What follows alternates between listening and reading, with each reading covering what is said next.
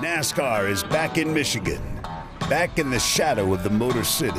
In Detroit, horsepower is forged through manpower. Today, they come together. Their engines hit full song. The real music of Motown. Well, not the Supremes or the Temptations or Smokey Robinson, but the sound of 900 horsepower Ford, Chevys, and Dodges. The true sound of Motown. Those engines will be screaming at one of NASCAR's fastest tracks shortly. Drivers and teams making final preparations for what could be a record-setting day. Dr. Jerry Punch. Alan, how about our pole sitter, Mark Martin, who at the age of 53 years, 7 months, and 10 days today could become the oldest driver ever to win a NASCAR Sprint Cup race. Now, ironically, it was 20 years ago this weekend that Harry Gant set that mark right here at the age of 52. And if you think these drivers are going to be easy on the old man, guess again, because Carl Edwards said Mark may be the oldest driver in the field, but he can still bench press more than anybody else in the garage area. In fact, he said growing up, many of us were Mark Martin fans. We used to play with toy Mark Martin cars in our driveways when we were little. He said, in fact, I'll bet you my kids will grow up and someday they'll race Mark Martin and they'll be just as frustrated as I am because they can't beat him either. That's how much they respect this guy. Here's Dave Burns. Doc, 4 races to go until the chase. I had a crew chief tell me this weekend, I'm not going to believe I'm in the chase till they get one of those black and yellow caps for me. Well, this is such a cap. This is awarded to the driver who clinches his way into the sprint for the chase for the Sprint Cup. They'll give them to the driver and the crew chief today if they clinch their spot. There are 4 drivers who can do that. Now, it's a small gesture by NASCAR, but it has a big message. You could be the 2012 champion. Alan? Want to clinch the cap today for a chance to chase the cup. One of the stories that will follow throughout this Pure Michigan 400. Now, Tony Stewart, after clinching the cup last November at Homestead, when he had his big, champions party out in Las Vegas at the end of the season. We've talked a lot about Michigan here. Watch while I tie all this together. He had a Michigan musician with him as one of his guests who performed at the Sprint Cup Awards ceremony and who serves as the Grand Marshal for today's race. We go trackside to get those famous words to start today's race from Tony's buddy. Race fans, it is time for the most famous words in motorsports. Here to give the command, your Grand Marshal, rock and roll icon and Michigan's own Kid Rock. God bless Michigan. Gentlemen, start your engine! Yeah! Yes, sir, I do. All right, let's get ready there, bud. That orange looks like it.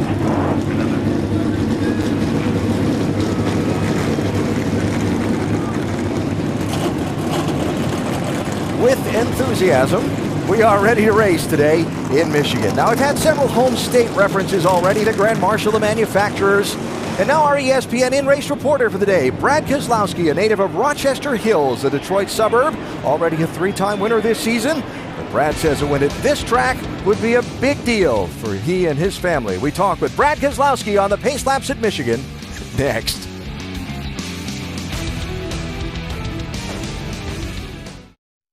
In the end, sports is a chemistry experiment. How does the athlete fit in with the team, coach, or the boss? What kind of mix do they make on game day?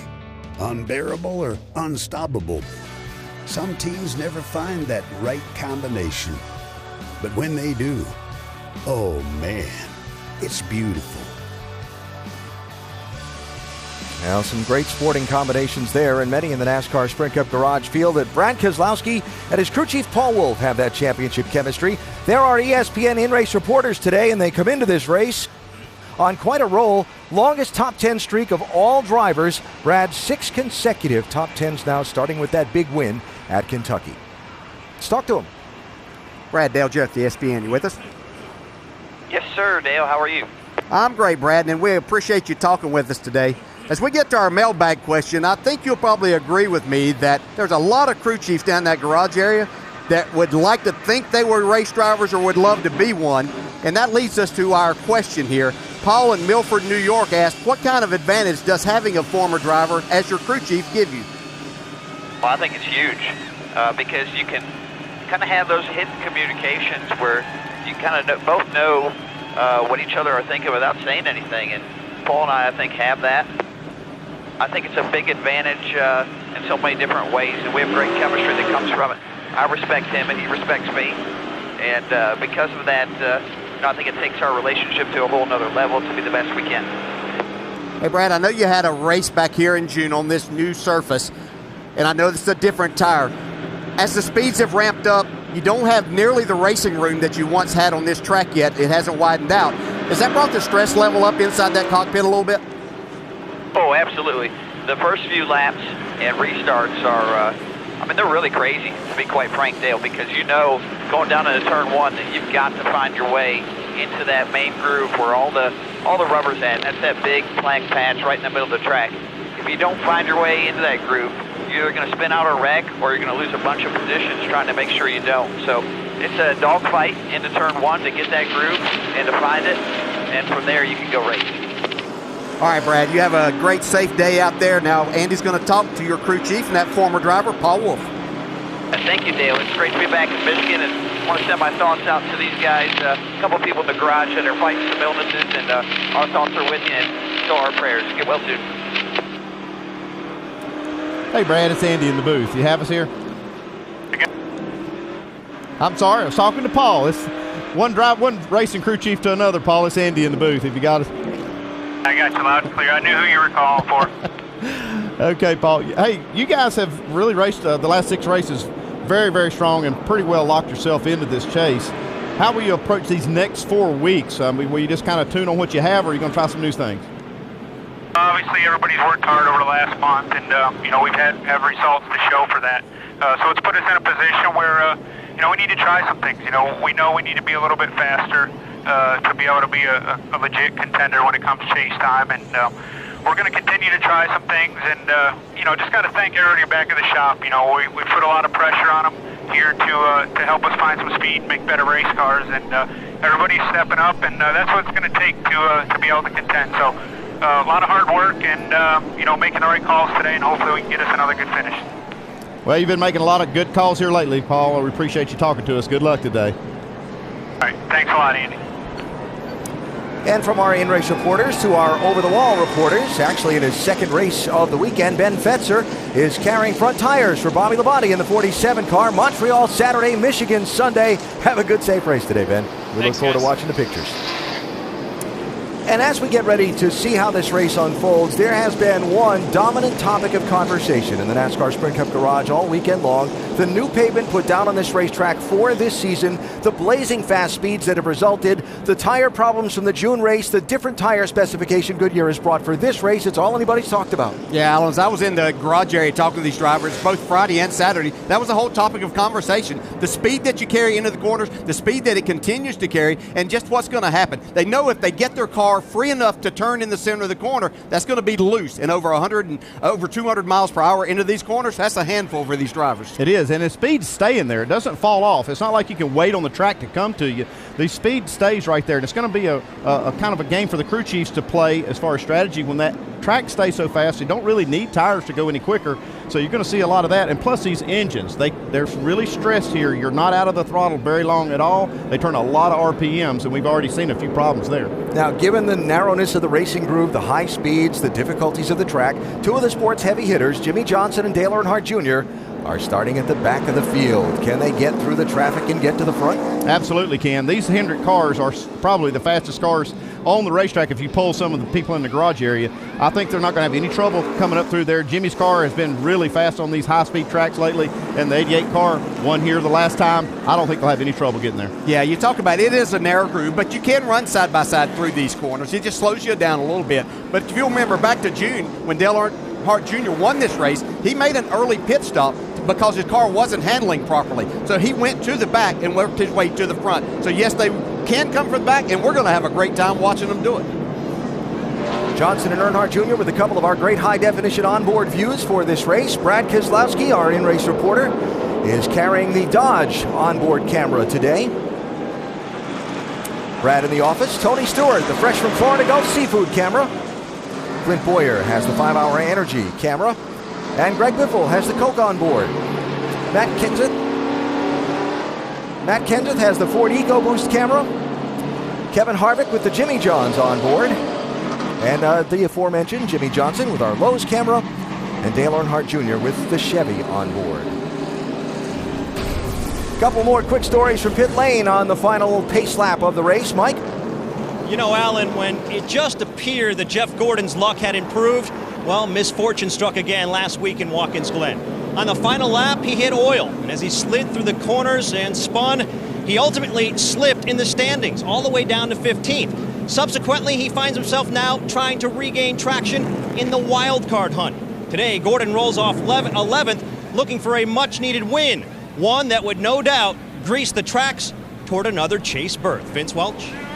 Dale Earnhardt Jr. is in a backup car, and his crew chief, Steve Letarte, is stressed. Letarte says it feels like the night before the first practice. You think you've got a good race car, but you're not really sure. One thing is for certain, Letarte did not play it safe and go with a conservative setup. No, the 88, and not point racing today. They're in it to win it. All right, Vince, thanks.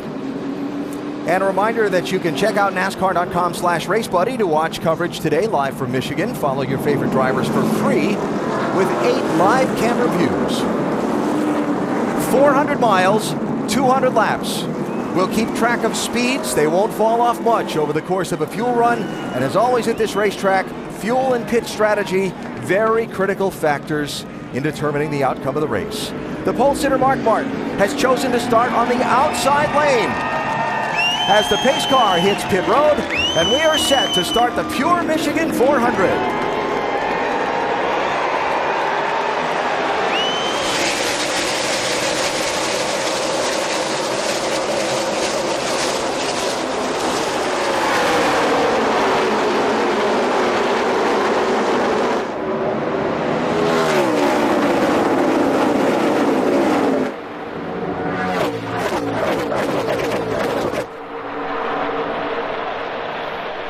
Martin to the lead, side by side for second, and through for second. Carl Edwards ahead of Matt Kenseth, 99 and 17. Carl slipping wide. Yeah, you don't want to get out of that groove. Just the right side tires into that grade can send you out of control. Yeah, these first few laps that these drivers have been making, they say that cars are really out of control for at least a lap or two until the tires kind of come in. There's a familiar Michigan scene. 3-4 wide down the front stretch into turn 1. Now the groove did widen out some, not that much, but did widen out some after the truck race yesterday, but it was actually the bottom of it came in some more. Those trucks were running a little bit lower, so it got a little bit better groove down there. Looks like Carl Edwards is doing his part to widen it out on the top side. He's trying. Yeah, he's been up there. I don't think he means to be. Well, look at that. Oh, Ambrose in the 9. That's real trouble, yes. That's what we'll see a lot of here at Michigan. The high speeds, you get side by side, the air just doesn't get to the spoiler, and that inside car gets extremely loose. Yeah, and they've taken those side skirts and raised them up, and that's kind of what it causes. You get this, you lose that side force and down force, and these high speed, making these high speed passes like that, the cars are very unstable in that position.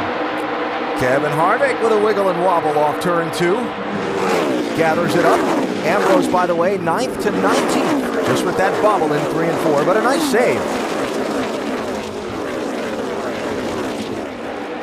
Here's second place, a number that a lot of folks had on their lips this morning in the garage area as a potential winner. 5, Casey Kane. Yeah, I talked to Kenny Francis, crew chief on his 5 car, and he was talking about they had tested up here, thought everything was going to be great in the first run. They went out there and were out of control. He said he couldn't believe how bad the car looked. He looked on the board and he was 5th. Yeah, this is a Casey Kane type track. Momentum, out of the gas very little. He really finds a lot of speed in this race car, and it seems to get better throughout the day.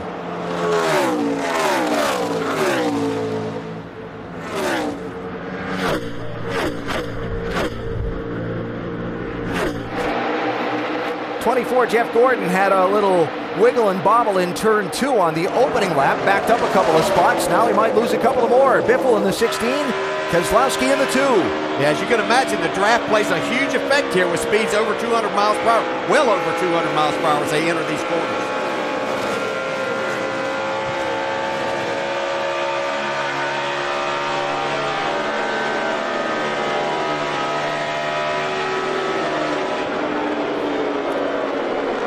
You see the RPMs, they don't drop. Just about 8,000 is the lowest you see the RPMs come down. And you're in the throttle so long. So That's such high speed. That's why it's such a hard place on the engine. Watch that miles per hour number. Wow.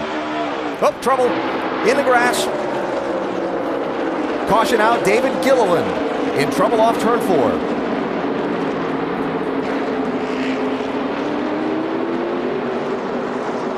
Looks like he got away with it. Watch your camps there. You probably got grass everywhere. David Gilliland running in 28th position off of turn number 4. And spun around into the infield grass. Looks like that front splitter and so on still in good shape. Yeah, just a little bit loose. Got a car right up on his rear bumper. Eric Almirola there loosened him up just enough. Oh, Sam Hornish just slips by. Wow. Yeah, I don't know that was all aero. That could have been a little bit mechanical too. Looks like he may have made some contact. I'm not sure that the 43 didn't get into him just a little bit.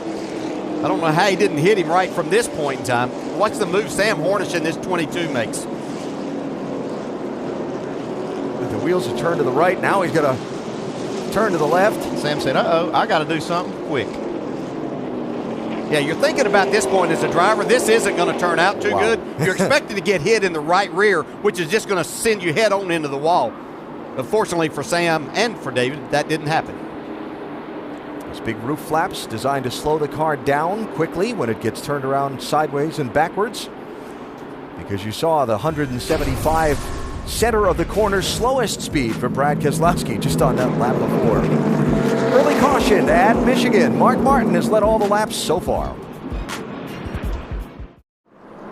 Doubled up for the restart in the Pure Michigan 400 after the first caution of the race came out at lap 5 when David Gilliland spun off of turn 4. Which driver do you think will take first out of this week's top 4 qualifiers? Mark Martin, Carl Edwards, Jimmy Johnson, and Matt Kenseth. Text FAST to 34763 or go to AT&TFastestDriver.com to play. You could have a chance to win 4 Gs by playing along in today's AT&T Fastest Driver Challenge. Every week you have a chance to make your pick and see where you stack up against the rest. 24th place Juan Pablo Montoya was the first one onto the pit lane. Hornish and Ruderman and Quapple. Jimmy Johnson, TJ Bell, Casey Mears, Dale Earnhardt Jr. and David Gilliland, the other drivers that pitted under the early caution. What was it Brad Keselowski said to us about restarts? Got to grab all you can as fast as you can? Yeah, boy, as fast as they're going, you just want to make sure that you don't slide out. You can't give up. You know, if you don't go in there hard enough, then you're going to get past also. So nerve-wracking time for these drivers. Martin, 55, choosing the outside lane. Kenseth, 17 to his left.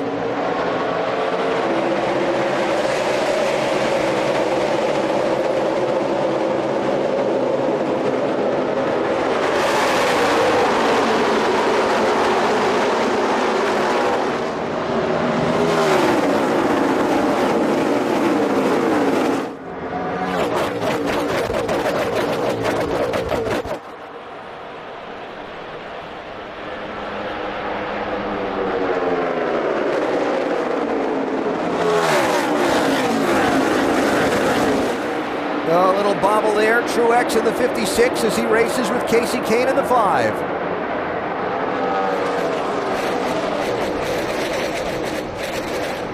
That's Paul Menard in the 27, trying to follow along in the draft.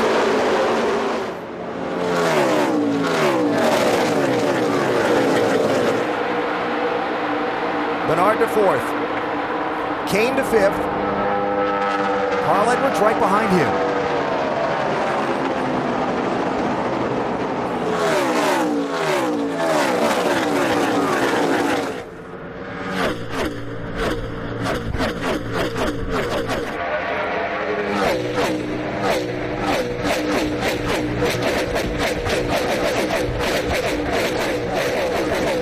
So I mentioned on the pace laps that Jimmy Johnson and Dale Earnhardt Jr. had to go to the back of the pack. Also falling to the rear on the pace laps were Eric Almirola in the 43 because they had a crash here and are racing the backup car.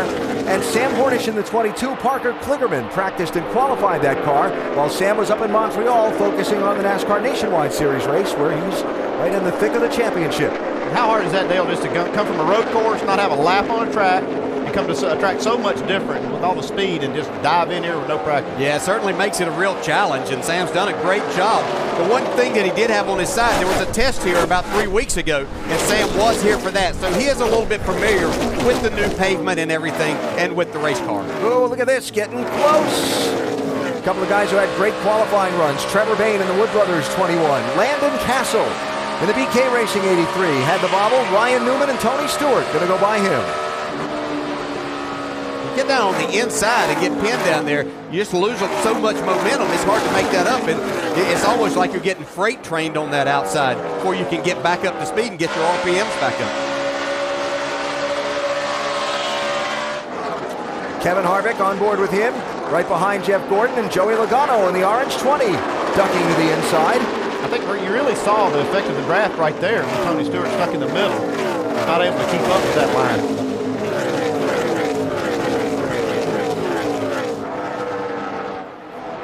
Is Greg Biffle in the 16. Marcos Ambrose, last week's winner, in the 9. This is a pretty good bit back in the pack. This is for 19th and 20th. Yeah, these are the two fastest cars here earlier in the year. Seemed like they were trading back and forth the fastest laps. I talked to Sammy Johns on the 9 car, one of the managers over there, and asked him why they weren't as fast as they were. And he said it was because the tire is different and it really changed the way their car handled. He said he felt like Greg was still just about as fast as he was, but felt like they were off just a little bit with the 9 car. It's always been a great track for Greg Biffle, and he will be there. He was very excited about his race car yesterday in practice, and he felt like that when it came time to win this, he would be a part of that mix. And that's Kurt Busch right behind Greg Biffle. Kurt in the 51 had a spin here on Saturday in practice. Didn't hit anything. Tell you who's really been moving up through this field. Whoa, hang on, Kurt. Yeah, okay. Watching Biffle and Logano sort that out. Here's a guy that has been on the move since the start of this race. Jimmy Johnson started in the back, was all the way up to 25th before the caution at lap 5, pitted. Now he's digging away on some more, Dave. Alan, car just a tick tight for Jimmy. They put a piece of tape on when he came down pit road under the caution. No fresh tires, full of Sunoco fuel. I asked his crew chief, Jack Knaus, this morning. I said, do you make him a lot freer to start the race in the pack versus out front? And he said, you know, a little, but you have to consider this isn't a long race. I might get 4 opportunities to help him during the day, and during this, what I call a short race, according to Chad, I've got to have the car pretty right to start with. Andy, maybe you can relate. You don't want to have him too far outside the box. We were all mesmerized, Dave, while you were doing that report. 2:13 was the number on the telemetry for Jimmy Johnson screaming into turn 1. We were all looking at the number going, can you believe it? Yeah, and Dave's right. You don't want to get that. I mean, you think, you know the car's going to be back in traffic, but if you free it up too much, he's not going to be able to utilize the power and the things that they have. So you have to stay somewhat close to that and make adjustments as this track changes throughout the day. I personally would rather have a little tighter car in that situation and just utilize the strengths that I have. I was going to say, you could probably make more passes early in traffic if you have a car that's tight. If you're chasing the back end and you're trying to keep from wrecking, you're not going to make up a lot of spots. Mark Martin out in front after qualifying on the pole. He's led all of the laps so far, but we're still very early going in the Pure Michigan 400. Just about 50 miles into the Pure Michigan 400. Mark Martin has led every lap. There's the gap to Matt Kenseth, first to second. Mark Martin looking for his first win since September of 2009. Kurt Busch in the 51. Saw him have a wild slide off turn 4 a couple of minutes ago. Well, he just had another one. That was off of turn 2. Yeah, that's a hard hit right there. I know these cars are very durable, but not sure how much of that they can take. Yeah, that's a pretty hard lick.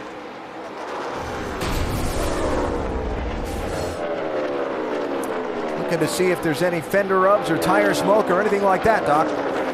They're not reporting anything right now, Alan. In fact, Kurt's issue was the car just a little bit free. He's also got a radio problem. He can hear the spotter. He can hear the crew chief but they can't hear him, and probably it's a good thing right now because they're probably not real happy trying to hang on to this race car, but they also can't hear from him what he needs done with the car.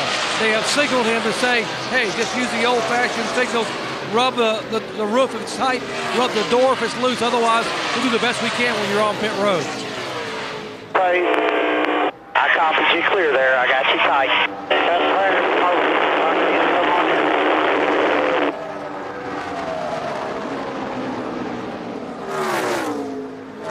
So Kurt Busch, he was running 20th when he was slipping up against the wall. Hanging on in 22nd position now. A little bit from pit stop, so let's take a break. Come back for the green flag trips down the pit lane. Back at the Pure Michigan 400, race fans, check out NASCAR.com/RaceBuddy to watch coverage live from Michigan today. Follow your favorite drivers for free with 8 live camera views. Mark Martin out in front of Matt Kenseth by 2.5 seconds. Mark started on pole, has led every lap so far, including holding on to the lead through a restart after the only caution of the race through its first 60 miles. His last lap was 191 miles an hour and change for an average speed. Fastest lap of the race that Mark has run, 196.9 miles an hour. So when we talked about the tires holding their speed over a run, they're almost to the end of this fuel run, and he's still running over 190 mile an hour average. Yeah, I was looking at these lap times, and they have dropped off a little bit more than what we saw in practice, but they're still holding their speed pretty well. Look at that. 191.3. Yeah, they've got a lot of sun here today, and their practice sessions both yesterday ended before noon time, so the track didn't heat up as much. Plus, they had that truck race, so I think they're probably seeing a little slicker racetrack than what they saw because they really haven't been quite as fast with that highest speed as what they were in that practice. I think we'll probably see a few adjustments on some of these cars coming up. They're going to try to keep up with this guy right here. So there's Mark. There's Matt Kenseth in second, Martin Truex in third, Casey Kane in fourth, and Paul Menard running in fifth position in the Childress 27. Looking for his first top 5 of this season. Yeah, and obviously one of those drivers sitting outside the top 10 that would love to get to victory lane and put himself in that talk for the mix for the chase is who's going to get in, how many wins is it going to take to make that happen, but you got to get the first one first. He's 16th in points. And the round of green flag pit stops looks to have begun. Here's Joey Logano in, Mike. And Joey has been pretty unhappy with his race car so far during this first run, saying he just cannot get into turn 3 like he could in practice. They're going to take 4 tires and also make a track bar adjustment, trying to bring the car back to his liking as Joey's team now completes its work on the left side of that car. A bit of a slow stop on the 20, but they're trying to fix it up and make it a little bit better. Carl Edwards in the 99, he says it's tight off the gas. They're going to go up on the track bar, also make an air pressure adjustment. It's a 4-tire change. Doc. Greg Biffle on pit road. Biffle, a 2-time winner here, said, you know what, the car's pretty good. Going to make an air pressure change for the Biff. He said, otherwise, don't change a thing. I love it the way it is. Mike. Marcus Ambrose complaining of a very loose race car. We saw it earlier in the run. Saw a big wiggle out of the back. They'll take just 2 tires.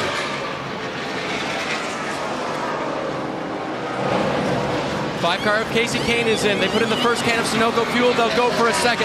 They will go for 4 fresh tires. A spring rubber out of the right rear, actually into the right rear because he was tied off the corner, and an air pressure adjustment as well. Mike. Jeff Gordon pretty happy with his race car, although he says it's pretty tight when he's behind other race cars. Says it's good, but doesn't think it's good enough at this point. They're going to make an air pressure adjustment and a 4-tire change.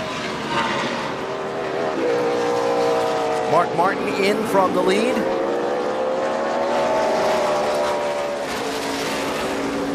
There's Kenseth, Doc. Our leader on pit road, that'll be Mark Martin coming in. Mark said the car was perfect initially, the balance was perfect, turning well. Then he said the car began to get tight, and 2 laps ago he said now the car has gotten free, so they're going to make an air pressure change, but a minimal change. Clark said don't change much. Left side tires down and away. How about Ryan Newman, Vince? The 39 of Ryan Newman just pulling away after a 4-tire change. Also made an air pressure adjustment. He said it's just too free right before the center and then tight on the brake. Denny Hamlin leaving pit road also as Brad Keselowski has assumed the race lead. This something at a track where fuel mileage races can happen with more frequency than at a lot of other tracks, was something on the minds of a lot of folks in the garage area as well. The mileage that these Penske Dodges seem to get. Yeah, they do. They seem to get a little bit more, like 2 or 3 laps here on average is what I've kind of, through my investigating, found out that they can go a little farther. Well, let's see, Mark Martin pitted at 36. This is the completion of the 38th lap. Time.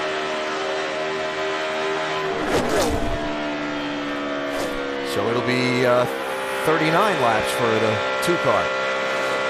That's a pretty good range when you consider they ran those pace laps and the warm-up to get started. They'll be able to go farther than that next time.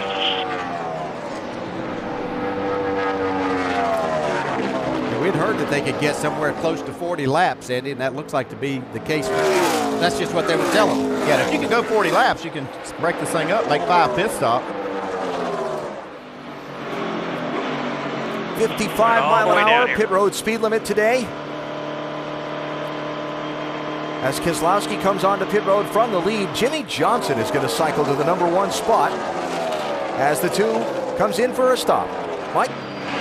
And early in the run, he radioed in saying he was fighting some stability issues. Later saying he feels like he had a little bit too much air pressure in the right front. So they'll make a change there. And they'll fill it up with Sunoco Race Fuel. 4-tire stop. Also, they'll make a chassis adjustment on the 2-car for Keselowski. They complete the stop in just about 13 and a half seconds before he's away.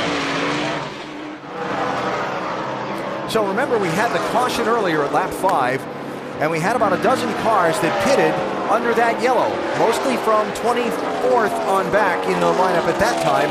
Jimmy Johnson now, one of those cars, is in the lead, and he's got another 5 to 7 laps before he'll have to come to pit road. And that'll help him later in the race because he'll be able to make possibly one less pit stop than most of the leaders, except maybe Brad Keselowski. Jimmy Johnson gives up the race lead for a green flag pit stop, Dave. There'll be a chassis adjustment for Jimmy. His car's still a bit tight, tick tight, and maybe just a 2-tire stop because the command was given, don't slide your tires. That indeed is the case. Vince? The 88 of Dale Earnhardt Jr. said it's just tipping over on the right front. Doesn't take off too bad, but he doesn't like the way it feels on the right front. It's a 2-tire change, waiting on the gas, waiting, and finally away for Dale Earnhardt Jr. Sam Hornish Jr. has the lead now. When he pits, it'll be Mark Martin who will go back to the top of the scoreboard. And again, Sam starting at the back of the field because Parker Kligerman qualified this car on Friday afternoon while Hornish was in Montreal. Hearing from pit lane, we'll see the 22 on the pit road this time for his stop. So that'll cycle things back around to Mark Martin and Martin Truex, who has passed Matt Kenseth since the pit stop.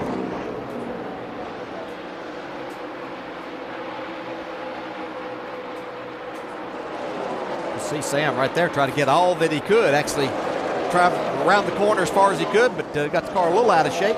Safely on the pit road now. It's got to go all the way down toward the turn 1 end of the pit road. Watching that tack. And making sure not to nudge over that speed limit. And here he is, Doc. How about Sam Hornish from Montreal, not having a lap on the car, back of the pack, now the leader as he comes on the pit road. Sam says the car needs to be tighter in, but freer off. They're going to make a minor air pressure change as you watch him change tires and top it off with Sunoco fuel. An air pressure change in the right front. He's down and away. 13 and a half seconds, guys. All right, so as Hornish goes back on track, the net result of this whole cycle of pit stops, Mark Martin had a 2.6-second lead over Matt Kenseth when the cycle began. Now he's got a 5-second lead over Martin Truex after the cycle is all completed. Yeah, but that lead actually closed up as far as Mark and Kenseth was. Kenseth was right on Mark's bumper coming out of the pits, but that just shows how fast Mark is on the track. That's what I was going to say. It looked like that the 17 was going to actually pass Mark coming out of the pits, and now Mark's pulling a big lead on him, and now Truex is in second. 17 slipped back to third, Dave. He was back to fourth, Alan, so I guess he's one of those guys who wasn't one of the big winners on the round of pit stops. He kind of wondered about the handling immediately after he left pit road. Here was his radio conversation. Sorry, it's so tight I can't even make a corner here, so tires get built up. at least on cold tires, he made it way, way worse. Can't even turn it into the corner down there, so hopefully it'll get better. Did you make any other adjustments, Jimmy? Just let air out of the full front, half. Part of the problem Matt complained before the round of pit stops was the car felt on top of the track, like the tires were overinflated. Well, they got the air out, but it's tough to handle right now. Yeah, a lot of these teams, the majority of these teams, scuffed tires yesterday. NASCAR gave them their tires where they could get some laps on them because the drivers were complaining a little bit about how the stickers felt.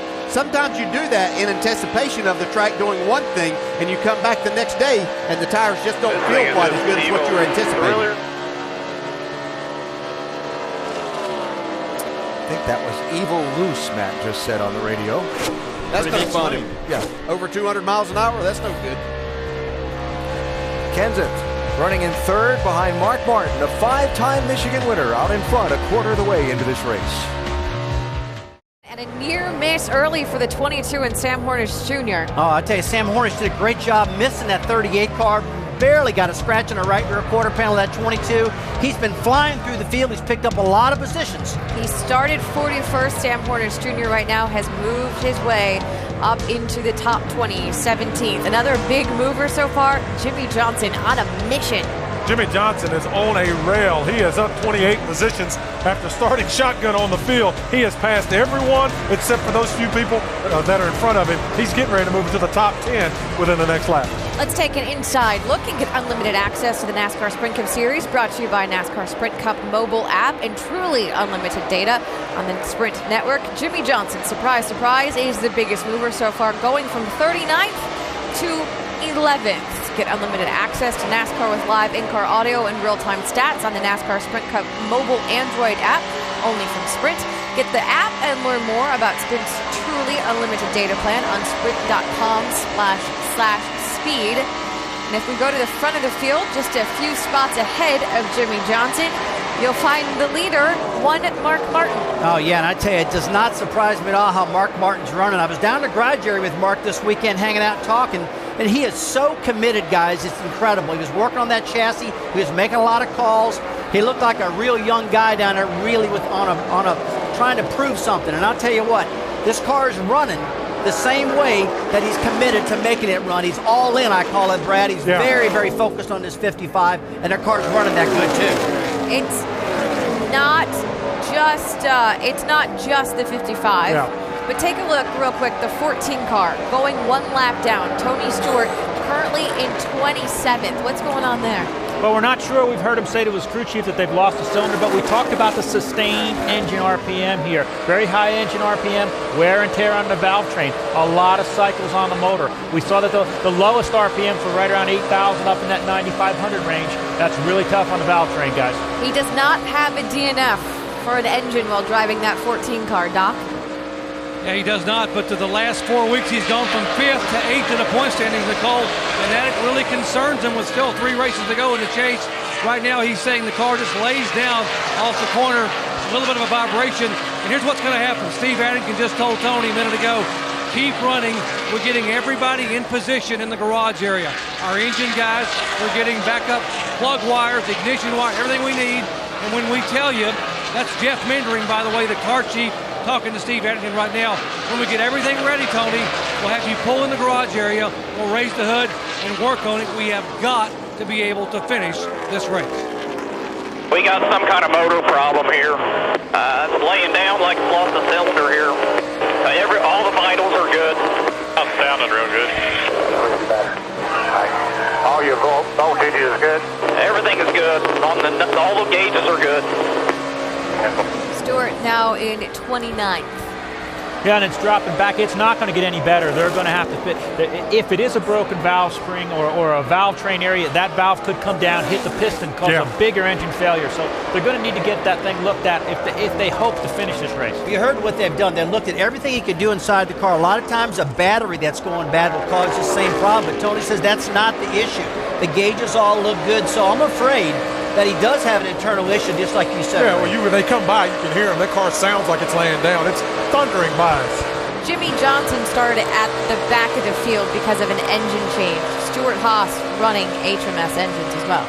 Yeah, and again, when something like that happens, everybody's in a panic because the HMS engines have been almost bulletproof. But again, the parts that they don't make, they don't manufacture valve springs and certain valve components. And again, with sustained RPM, and not dropping or rising up and up and down in RPM range, it puts a lot of wear and tear on that valve train. You're asking an awful lot out of a V8 engine. I would say this particular track is the very worst in the entire circuit on sustained RPMs. It really kills the valve train. So Stewart, 1 lap down in 29th. Up in the lead, it's Mark Martin and the 55, and really it's all of Michael Waltrip Racing that's performing at a high level today. Absolutely. Martin Truex Jr. just got passed for second by Casey Kane, but he has been very consistent. And Clint Boyers in 7th. All 3 of the MW cars in the top 10, all 3 lightning fast.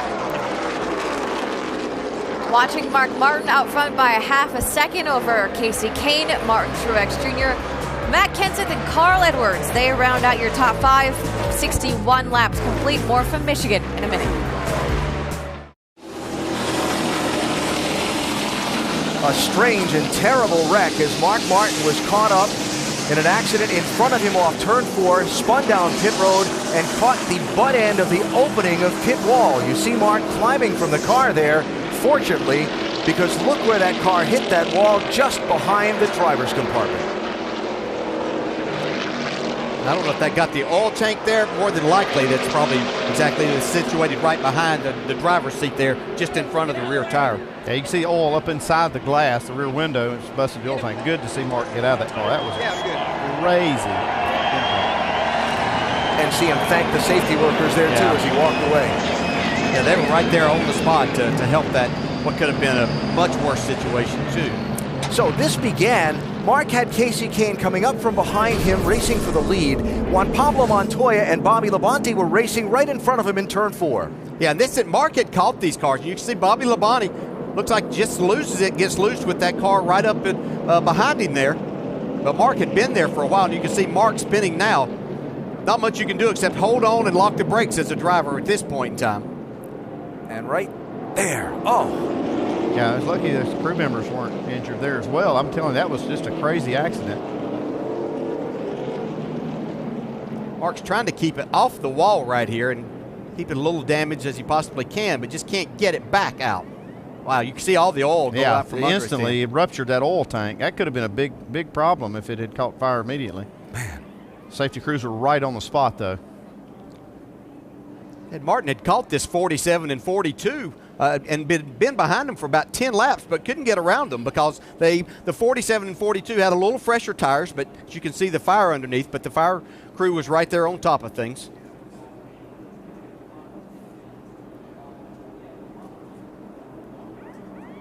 You see the end of that wall just penetrated the frame and everything, got to that oil tank immediately. And you see the tire getting knocked in and some of the equipment into Casey Kane's pit stall. Yeah. Crew members jumping around. Is it kind of ironic that we're talking about the 47 in an accident and oil comes up too after last weekend's deal at Watkins Glen?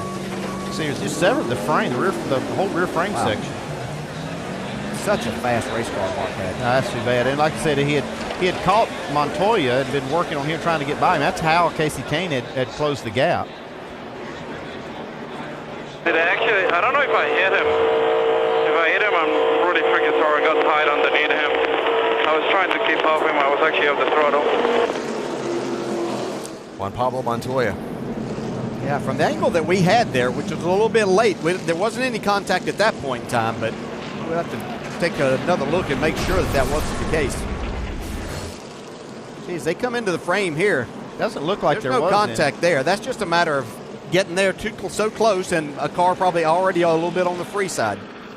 Air rushing off the front of that 42 car and up under the back of the 47. Yeah, Mark looked like he was actually going to miss the 47, but then Casey Kane had so much speed and couldn't get slowed down. Looked like he got into the back of Mark. And that's what sent Mark spinning.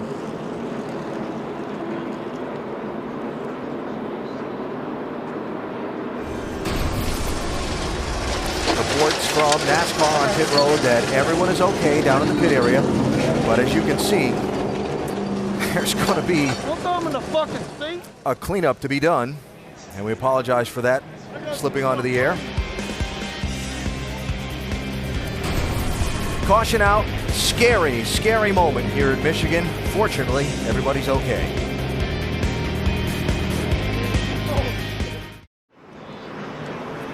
Still under caution, pit road still not open, cleanup still continuing here at Michigan International Speedway. Gives us a moment to remind you that tonight the Lucas Oil NHRA National Finals from Brainerd will happen at 9 Eastern Time on ESPN2. And to talk a bit about next weekend when we go to Thunder Valley. NASCAR Nationwide Series, Friday night, 7 Eastern on ESPN from Bristol. The NASCAR Sprint Cup Series, 7 Eastern next Saturday on ABC. And the shaved degree or two of banking off the top lane at Bristol. What's it going to look like? It'll be a fascinating weekend next weekend in Bristol, Tennessee. This is Casey Kane's pit stall. That end of that wall is where Mark hit.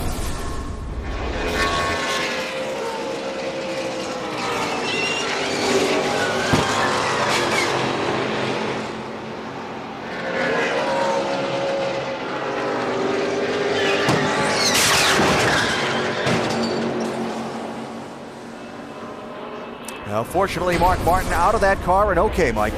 Yeah, and he just looked at the replay, and you could hear a big sigh of relief as you looked at that replay. Well, what happened? Oh, heck, I don't know. 47 got turned around there, and we got jammed up, and 5 got in the back of me. But I just want to thank all the race fans because I wouldn't get an opportunity to drive something like this. Aaron's wouldn't sponsor me. Aaron's and Toyota behind me and MWR. Michael Waltrip gave me a chance to drive awesome race cars, and this is just the coolest thing in the world. I'm disappointed that we got tore up, but man, what a hot rod, man. Big steam under the hood from Toyota, and Rodney Childers is such an awesome crew chief, and driving stuff like that, that's what it's all about. Mark, that was a pretty big hit. Glad to see you're okay. Thank you. I am too. I'm glad I'm okay, and I'm glad I got to drive that thing. It was awesome. I wish we could have finished the day off, but I am so grateful to have a chance to drive race cars like that. Mark Martin still able to walk away with his head up. Alan? All right, Mike, thanks. And we watch the caution flag pit stops now. A lot of right side only changes here. Matt Kenseth was the leader coming in. Jimmy Johnson looks like had to tap the brakes when Martin Truex came off his pit stall. But Clint Boyer is going to come off the pit lane with the lead. Gain 4 spots, that's hard to do on pit road right these days. Especially just getting 2 tires. Everybody got 2 there on that panel. So a bizarre crash here at Michigan that swept up the top 2 in the race, and the man who has led 54 of the 70 laps so far, Mark Martin, fortunately okay. And under caution for just the second time, an accident that took out what were the top 2 at the time, Mark Martin and Casey Kane. Martin is in the garage, Kane has continued, and now Tony Stewart back in the garage, Doc. Yeah, a moment ago, Tony came on the pit road. He wanted to come to pit road first, guys, and that's probably a good idea on his part. He said, let's raise the hood, let's identify the dead cylinder, let's change the plug wire, and see if we can get it to come back to life. If we can't get it to come back, and it won't fire on all 8, then I'll go to the garage area. We'll disengage the dead cylinder so it won't hurt the engine, and I'll go back out and run the rest of the day on 7 cylinders. That's what they're doing right now. They're trying to identify. They have identified the cylinder. They're going to disengage it so it won't work, and they'll go back out momentarily on 7 cylinders. And the reason this is so important, Tony Stewart is 8th in the championship. He can fall out of the top 10 in these last 4 races, including today, so they've got to make repair efforts and get as many points as they can.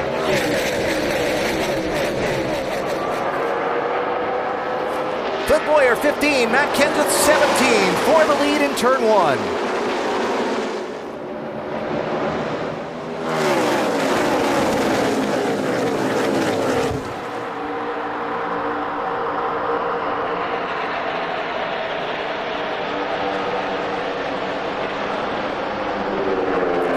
For a spot on Kevin Harvick, 16 and 29. Biffle up to 5th.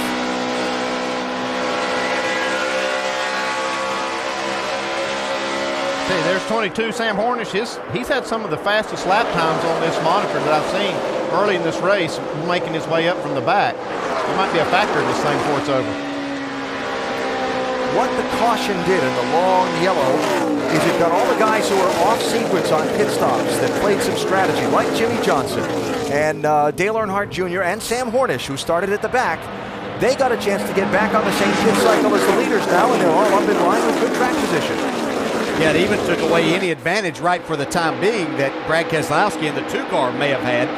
See 3 wide racing here off the corner. And it's changed actually the complexion of this whole race, I believe. When you have the fastest car, and Mark Martin had definitely had that, go out of the race, that opens everybody else's eyes and said, okay, now everybody has a chance. Not that they could have made some adjustments maybe and gotten up there with Mark, but that certainly changed the look of it. Paul Menard, 27, heading this group from 11th on back. Earnhardt Jr., Regan Smith, Marcus Ambrose, Jeff Burton, all in the mix there. Let me mention, we saw Casey Kane spin in the accident. He did make a couple of pit stops. They do have, whoa, trouble there. Ambrose nips Regan Smith, who goes for a spin.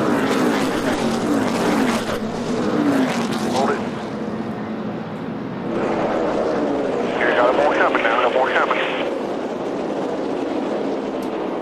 Third caution is out.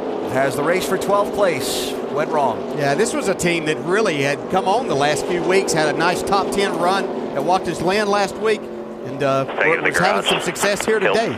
It's really unfortunate, nothing of his making. Yeah, Todd Barrier has moved over there to head that team up, and they had some momentum, like you said, Dale. This is a tough break for them today, but they look like they had a pretty good car. We've seen that contact today. Yeah, and one of two things can happen there. Most of the time, it's that driver on the inside getting loose, having to chase up. The other thing we heard Montoya talk about is he got tight behind Bobby Labonte a while ago as he went up towards him. Don't think there was contact, but one of those two things sends you up into that car, and it looked like Marcus Ambrose was chasing his car up there and unfortunately got into Regan Smith. Yeah, we saw Ambrose chasing his car early in the race like it was loose on tires that didn't have many laps on them, and that might be the same thing that happened here. See him chases the car up right into the left rear of Regan Smith. No damage, we're good. Yeah, car's a lot better here. He just pinched me down there, but okay. 10-4.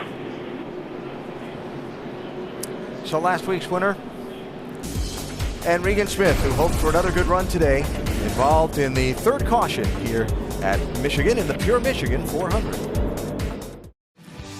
In the shadow of the Detroit Big Three auto manufacturers, the Michigan International Speedway, where the NASCAR Sprint Cup Series is running what has turned into a wild and scary at moments 400-miler. Mark Martin, who dominated the race, involved in that frightening crash moments ago. Fortunately, Mark is okay.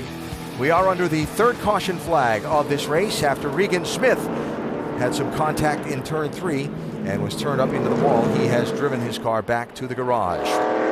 Denny Hamlin with an extended stay on pit road under this caution flag. Mike? Yeah, a little bit of right front fender damage. Had to pull that fender away. I spoke with his crew chief, Darian Grubb, this morning, and he told me the goal today just finished. Remember, they've had some very bad luck the last couple of weeks, so they did not want to take a chance of having a fender rub and perhaps blow out a tire. So they came down pit road, changed right sides, and filled up with fuel.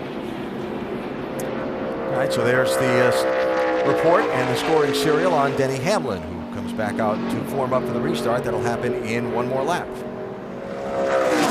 So that restart going to be at 160 miles as we check our fresh off the wire served by KFC. Clint Boyer took the lead on the pit stops under the prior caution. He's out in front now. Travis Kvapil got the free pass on this yellow. David Reagan on the caution before that. 28 lead lap cars at the moment.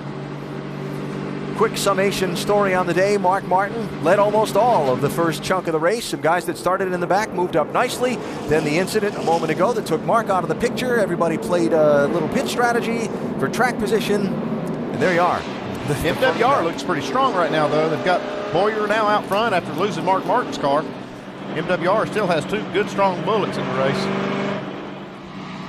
Jimmy Johnson from the back up into third. And I started to tell a story about Casey Kane when that last crash happened. Remember, Casey running second to Mark, swept up in the accident off the corner. Couple of trips down the pit lane under the yellow flag for repairs. He is on the lead lap, and Casey is in 19th position, Dave.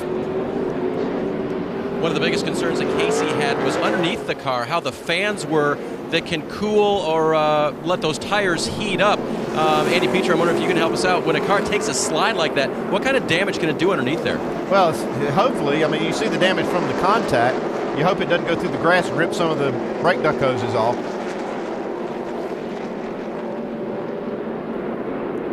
Dale Earnhardt Jr. having an interesting conversation. What's Jeff's problem now? I have no idea. No idea. You look good, man. Did a great job on that start, bud. Is his spotter up there? Has he got a problem with me?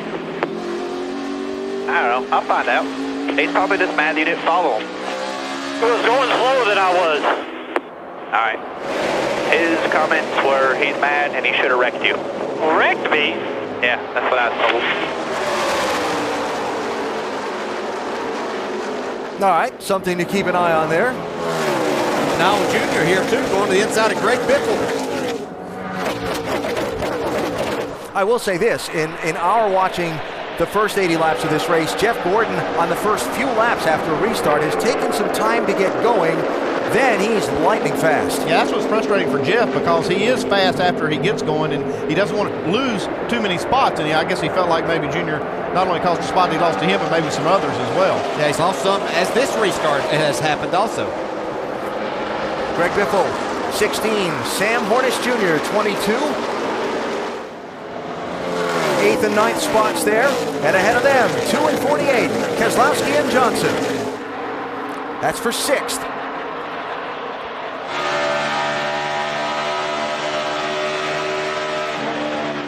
We heard on NASCAR Countdown earlier, a pair of drivers a lot of folks think will race for the championship through the 10 races in the chase. That little arrow thing again there. Yeah, you can see Biffle there taking advantage of that. Looked like Jimmy Johnson thought that the 2 was going to come up, maybe get into him. Gave a little bit more room. That allowed, here comes Sam Hornish to the bottom. Really impressed what Sam Hornish was. Andy was pointing out. Yeah, he had no practice in this car. He was here a few weeks ago in that test, as they did a tire test. Biffle and Keselowski just bouncing off each other there. Look at Sam take this 2 spots getting in the corner. Can he hold that hot job? Can he hold on to it? Yeah, he might give those spots back. Whoa. It's like his teammate gave him a break. Yeah, I was just wondering about him getting up under his bumper there off the corner with him already loose, but Sam was able to hold on. Trying it again.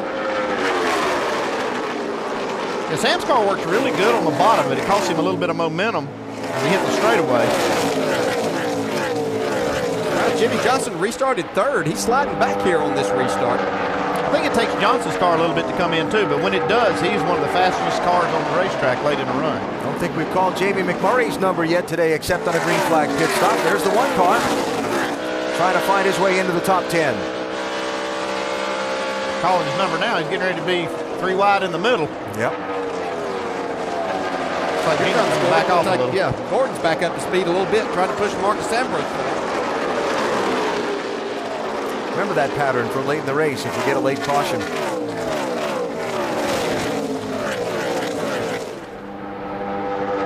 Jeff and that team will definitely be hoping for a long green run at the end of this thing, because again, as we've gone 20 laps into a run, his car keeps showing up as turning the fastest laps among everybody time after time.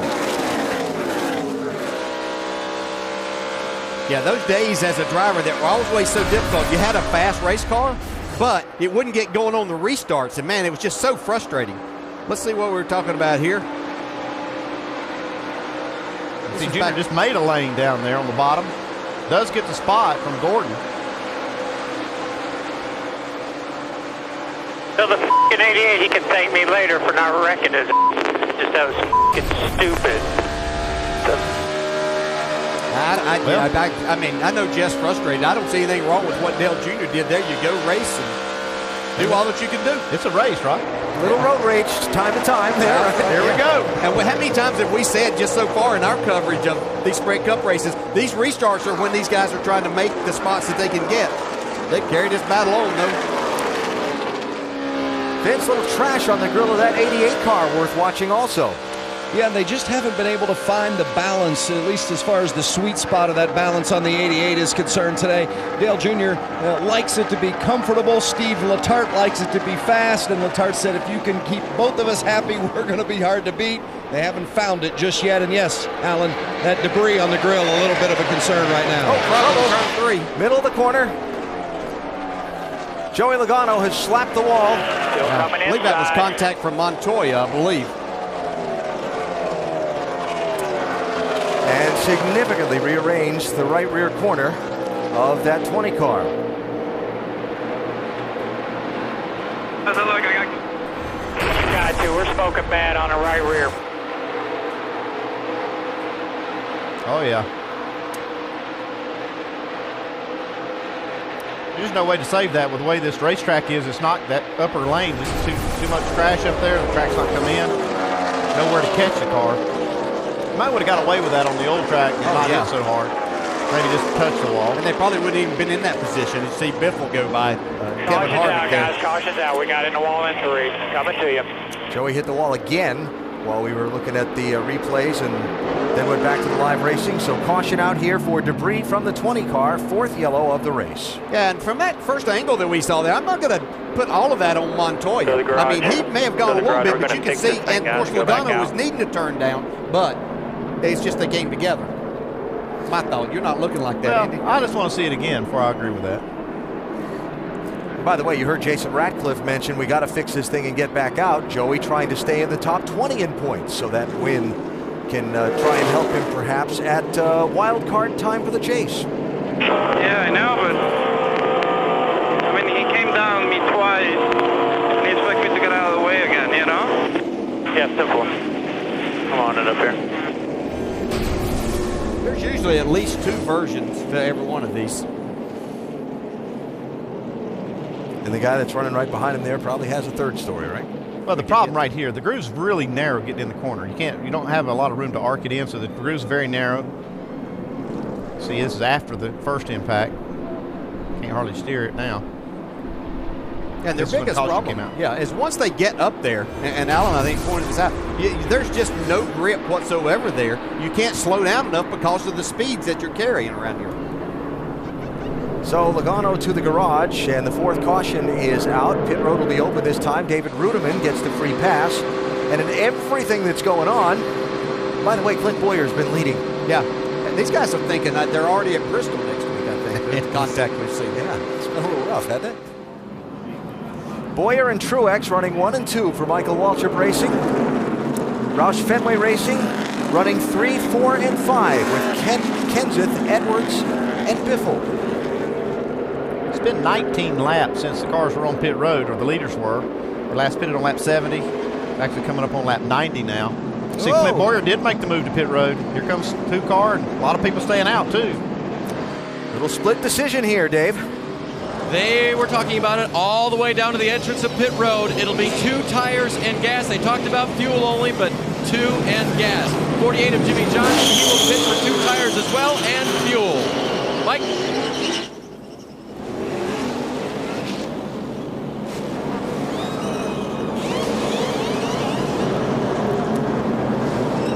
Brad Keselowski, Dale Earnhardt Jr., Kyle Busch, Marcos Ambrose, Jimmy Johnson, Casey Kane, Ryan Newman, Jeff Gordon, Jeff Burton, and a few more coming off the pit lane. But Truex, Kenseth, Edwards stayed out. They'll go to the top 3 spots when we go back racing in the Pure Michigan 400. Just shy of halfway in the Pure Michigan 400, coming to the restart. 12 cars did not pit. First off the pit lane was Dale Earnhardt Jr. He's back in 13th as we get set for the restart. Martin Truex Jr., the new leader, choosing the outside lane with Matt Kenseth in the 17 to his left.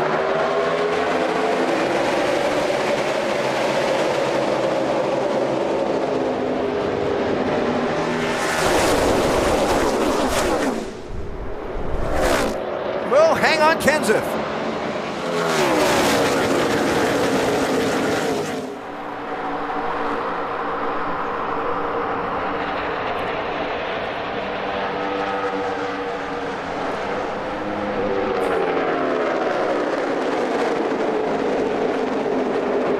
Kevin Harvick able to stay up there. It's probably one of the better runs we've seen Harvick at as Kenseth loose once again off of 4. Another guy, just like we were talking about Jeff Gordon earlier, that has trouble, it seems like, getting going on the first few laps, and then he settles in. You guys just will not give them a break when they're struggling on restart, will you? You're going to pounce on them right then. Tony Stewart has come back onto the racetrack, but Jeff Gordon is now off the pace.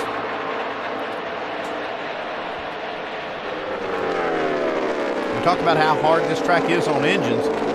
Tony Stewart's engine, already had problems. Now we see Jeff Gordon Pretty maybe bad. struggling with it. I mean, it's only going to get worse. Yeah, I'm getting a plan right now. Jeffrey started 27th after the pit stop. Jimmy Johnson had to change engines during the weekend. They had a problem We just had an engine problem, I believe. Yeah, we've lost a cylinder. So Hendrick Motorsports changed the engine on Jimmy Johnson's car Saturday morning when they saw something they didn't like. Tony Stewart had a problem earlier today, is back in the race. Stewart 22 laps down in 34th place, and now Jeff Gordon with his troubles as Greg Biffle gives that wall a shave. And Johnson, after starting in the back, has charged his way toward the front, running as high as third a little earlier, 13th right now after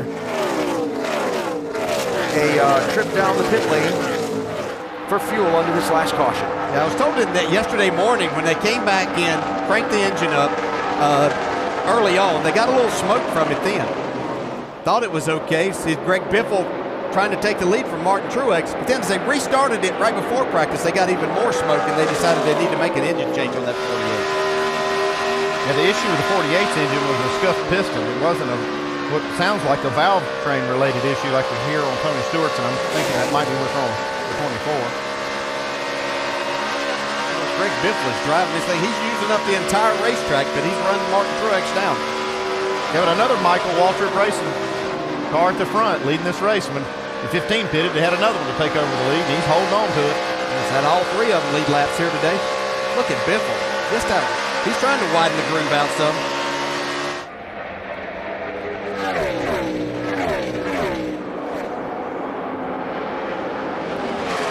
Jamie McMurray down the pit lane under the green flag in the one car.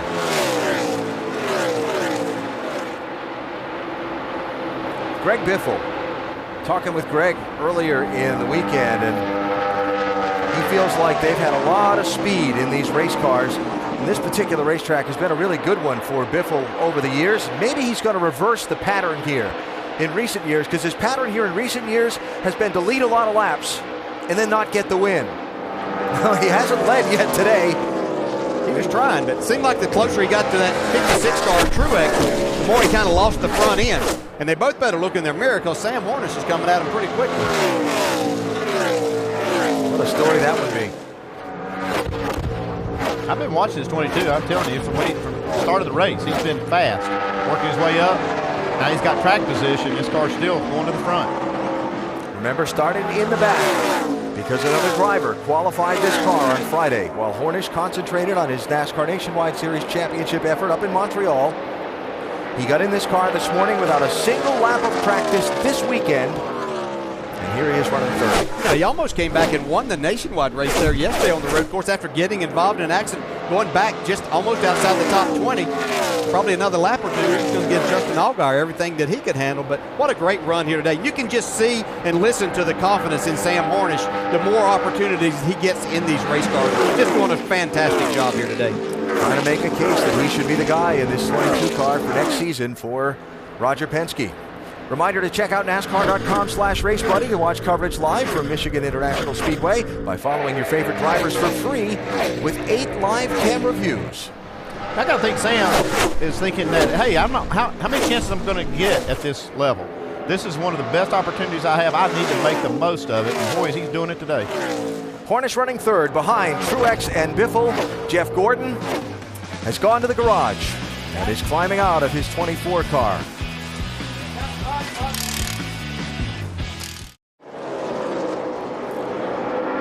The Pure Michigan 400 at the Michigan International Speedway. As we remind you to go to NASCAR.com for all your latest NASCAR information. New leader, Greg Biffle, squeezed by Martin Truex Jr. during the break and has driven away from him since. We're seeing some of the fastest laps, especially after having a lot of laps on the tires we've seen anybody here. You know, Biffle fell back there for just a second the last time, made a big charge and was able to get his nose under Truex this time and keep the clean air on where he can make that drive off the corner. So Greg Biffle, a one-time winner so far this season. That was all the way back at Texas in April. And until Marcos Ambrose won last weekend at Watkins Glen, that had been the last Ford win of the season to this point. Now some of the front runners trickling onto the pit lane. Here's Truex, Doc. Scheduled pit stop, Alan, for Martin Truex. This will make it, put them in their window. They can make it now on 2 more stops. And Andy, listen in. They're going to make an air pressure change. They're lowering the air pressure in all 4 inner liners. The inner liners inside the tires to stop the car from sliding in the corner. They did it earlier. It helped the car a lot. Left side tires going on, topping it off with Sunoco. Left rear having a little bit of issue. And now he's down in a way, a little less than 15 seconds. Yeah, those inner liners, Doc, if you can adjust those air pressures, sometimes that can change the way the sidewall flexes and change the way the car feels. So it can definitely be a tuning tool. Race for 6th here, Dale Jr. in 88 and Trevor Bayne in the 21. Yeah, Trevor Bayne doing a nice job in this Wood Brothers Ford here today. Been in the top 10 the majority of the time, had a solid qualifying effort, but being solid throughout the day.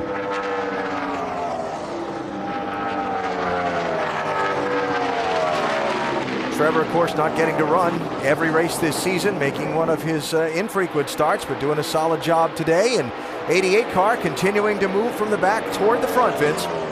That's exactly right. And Dale Jr. said for some reason it's as good as it's been all day long. Steve Letart's been taking some swings at it, and he's got a happy race car driver right now.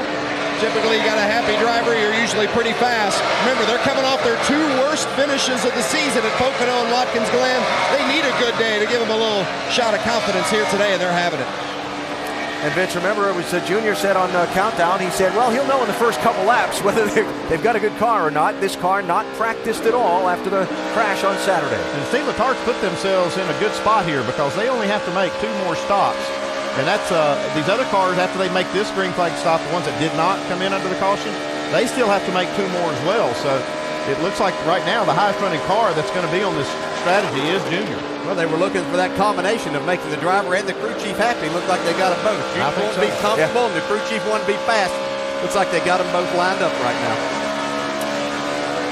The beginning of this round of green flag pit stops was Kevin Harvick, who came in at lap 102. We saw Truex pit as well, waiting for a lot of the other front runners to begin flowing to the pit lane in the next little bit. And that strategy really works if it goes green the rest of the way. We've seen races here go green a long time, so it'd have to go all the way to the finish that way if that strategy is going to work. Denny Hamlin on pit road for a long time, a little earlier in the race. Now here he is in 9th place, racing Marcos Ambrose there. Yeah, the best we've seen this number 11 Toyota today for Denny Hamlin. He'd been outside the top 10 most of the time, battling between 13 and 16th, but made some adjustments. Looks like it's a little better for him. And here comes the leader. Wondering, you see a little bit of water there splashed on that camera lens or half debris. rounded left rear 4 tires. Half rounded Little left rear 4 trash tires. on the grill of that 16 car. Carl Edwards also in as Trevor Bayne follows down the pit lane. The Ford's coming in, Vince. Well, the 99 of Carl Edwards says it's just still a little bit too tight rolling. They've been fighting that throughout most of the day. Not terrible, but just not quite good enough. It's a right side tire change. In fact, it's a 4 tire change now in the 99, Doc. And you heard Matt Pusey on the radio as Biffle was coming down a half a round in. That's a half a round a wedge. Greg said the car very, very free on entry. 4 tires topping it off in fuel. Dave.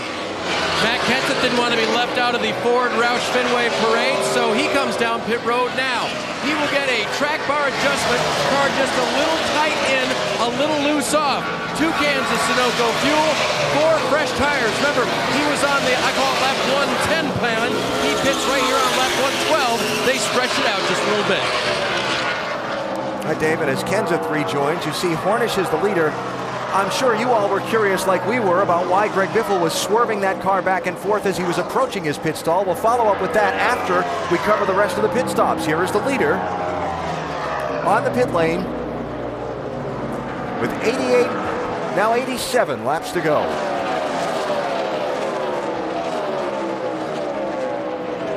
Hornish is in, Doc. Sam said, guys, you got to clean the grill. The oil temperature and water temperature are both high. I don't see anything on the grill. Not a good sign. You're going to change 4 tires. Sam has driven this car away from the back of the pack. Slight air pressure adjustment. Otherwise, considering the fact he has not been in the car the entire weekend, they have had minimal adjustments other than about a half a round of the track bar. Down and away, a little less than 16 seconds. New leader Paul Menard will give that top spot up and come to the attention of his crew, Dave. And he will indeed do that. They're going to go over the wall, and for Paul, it'll be a 4-tire change as well. Under Green, of course, more likely to do that, although we did see the 48 do the 2-tire stop earlier. Paul going to get 4 tires. They are going to fill it full of Sunoco fuel. Slight air pressure adjustment at this point.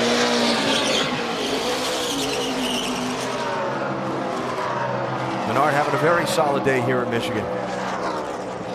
Been up front in the top 10 about the entire race in that 27 car. So Junior now the leader. Junior, Jimmy Johnson, Denny Hamlin, Marcos Ambrose, Casey Kane now the top 5 as Kane continues to try and recover from the spin while running second earlier. Jeff Gordon back in the garage, Mike. Yeah, and this is the last thing the 24 team wanted to see happen here today. You've been looking at the motor or the engine. What are we able to diagnose?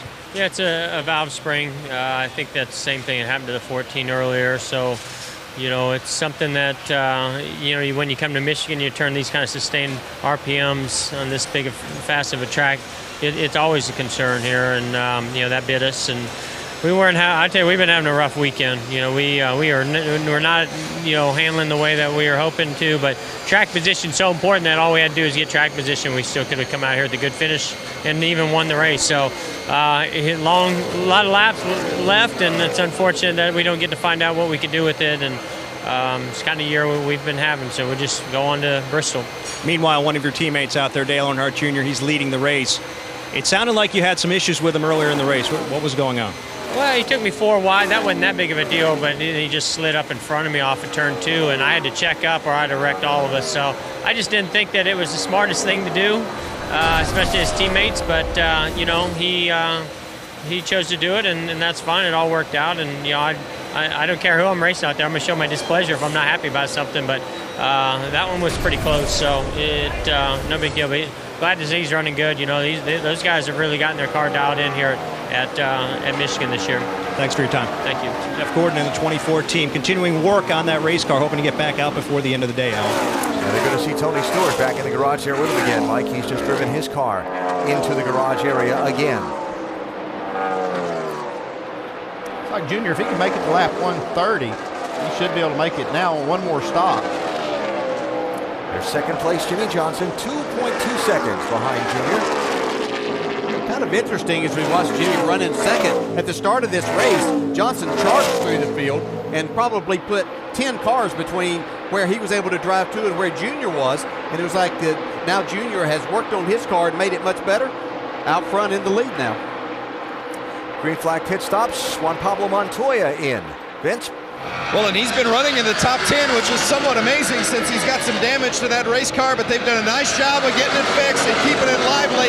4 tire stops, Sunoco fuel, and air pressure adjustment for Juan Pablo. Now don't forget, the reason this cycle of pit stops is so spread out, everybody pitted at lap 70, but 12 cars did not pit at lap 90. We've seen those cars on the pit lane. The others who did stop at 90, like Dale Earnhardt Jr., are still out there running. An inside look now with unlimited access to the NASCAR Sprint Cup Series, brought to you by the NASCAR Sprint Cup mobile app and truly unlimited data on the Sprint network. Dale Earnhardt Jr. pitting here is the biggest mover in this race. Remember, he started at the back. He pits from the lead. Get unlimited access to NASCAR with live in-car audio and real-time stats on the NASCAR Sprint Cup mobile Android app, only from Sprint. Get the app and learn more about Sprint's truly unlimited data plan at sprint.com/speed. Speedy pit crew at work, Vince. Well, Dale Earnhardt Jr. has been real happy with his race car these last couple of runs. They're going to make a 4-tire change, pack it full of fuel, but no other adjustments for the 88. 32 laps, 34 laps now since their last stop. They last pitted on lap 90. For those at Scuff, just the first time I've had new laps, you just give them a lap here. Junior looking for some feedback and wanting to know what kind of tires he's got on the cars. He heads back onto the track. Jimmy Johnson, the leader. That's Carl Edwards in front of him. Carl, the first car, actually Carl on the tail end of the lead lap, excuse me. Yeah, you see this pit stop cycle. I was expecting Junior to be able to go a few more laps and make this thing on one more stop. It's going to be really, really close for him. He'll have to run 38 laps in these next 2 segments to be able to do that. Clint Boyer, Ryan Newman on the pit lane, Dave. Boyer pits from 5th. His car very, very loose. He will take 4 tires, air pressure, and wedge adjustment for Clint.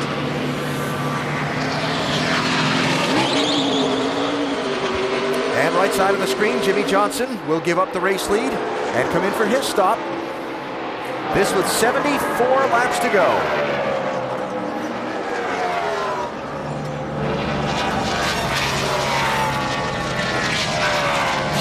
Wedge adjustment for Jimmy Johnson. He also adjusted his line. It was taking too much wheel. He backed up his braking just a little bit. 4 tire stop, lap 126. Also, Casey Kane on pit road. Slow removing the left rear. Crew Chief Kenny Francis just told me since the repair, he believes the car is 100%. Casey is gone with 4 fresh tires. Marcos Ambrose in. Jeff Burton in. Kyle Busch in. Doc? A little bit of fuel strategy. Kyle Busch in. 4 tires, topping out the fuel. Not running that well, but getting pretty good fuel mileage. May be able to roll the dice a little bit here. They need to have something happen to get them to victory lane. Brad Keselowski now the leader. Then it will cycle back around once he pits to Greg Biffle and Martin Truex Jr. Here's Kurt Busch in. Doc? And remember, they cannot hear him on the radio. It's just all static. He can hear them. He can hear crew chief and spotter. He's been coming in, topping off with fuel, wants to be able to get a top 15. They say expectations, maybe a top 10. He told the crew last night in a private morale building meeting, he's proud of how hard they're working to make him look good. He appreciates it. Mike.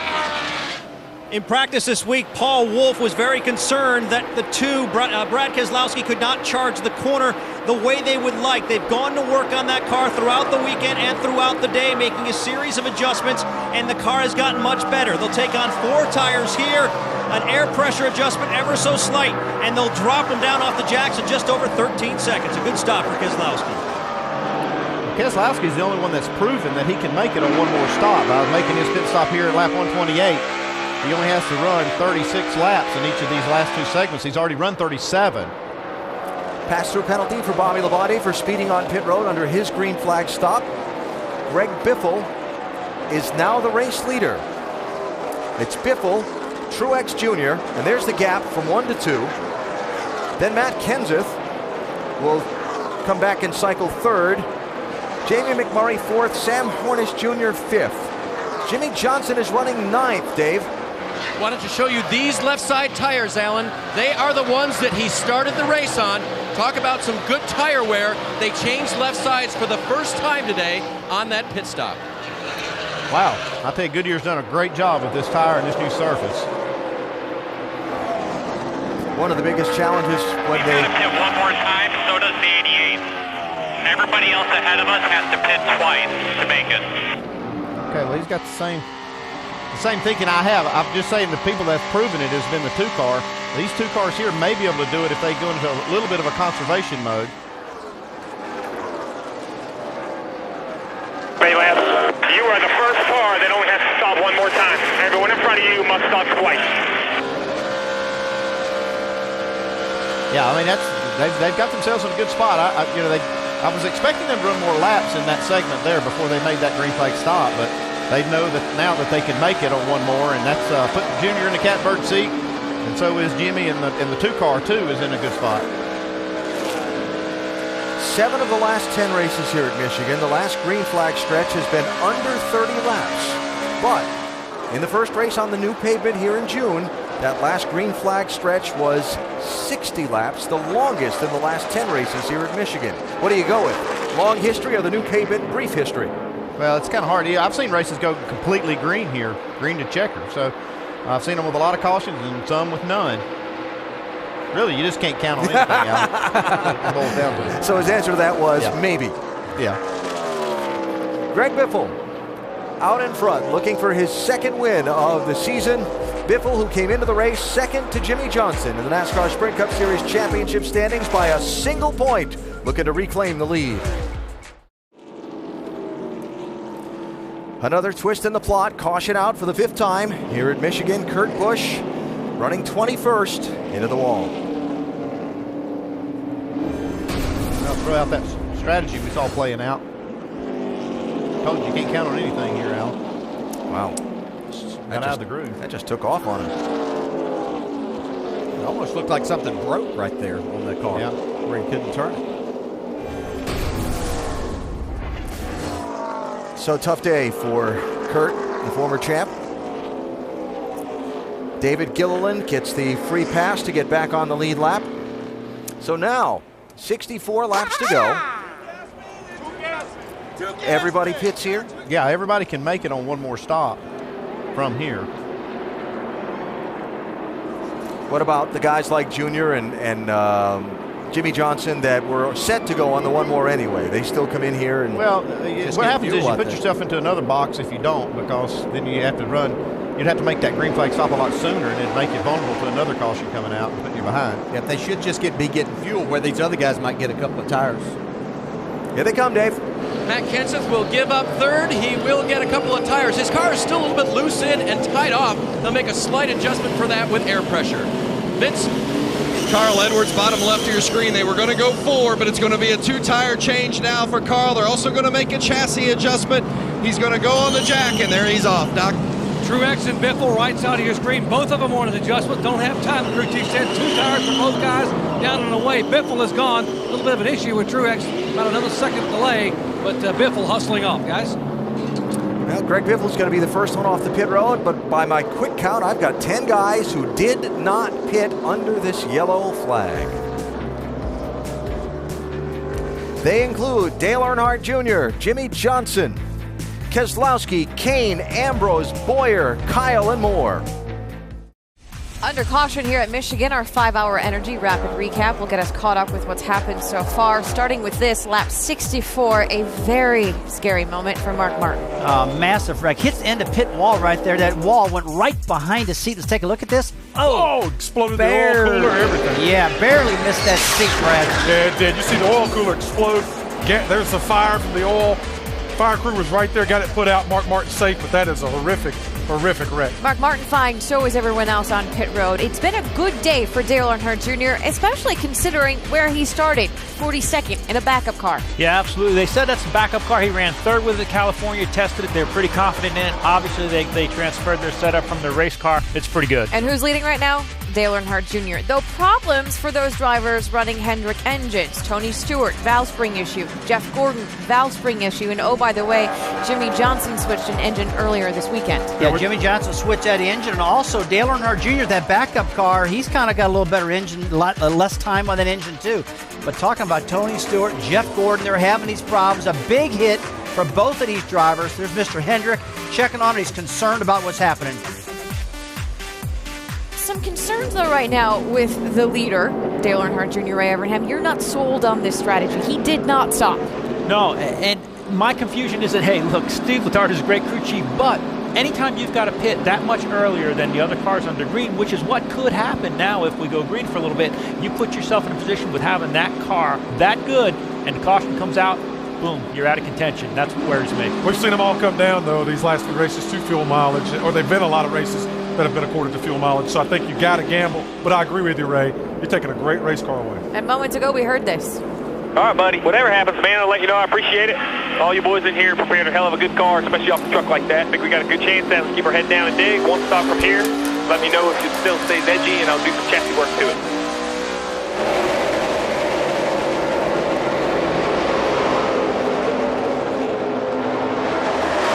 60 laps to go. Junior with the signal to his teammate behind him on the restart. Like he was signaling Casey Kane when he was going to go. Yeah, you just want to get that little bit of a push that you can, because you utilize the draft, give him a push, and push Junior out in front. Carl Edwards, 3 wide.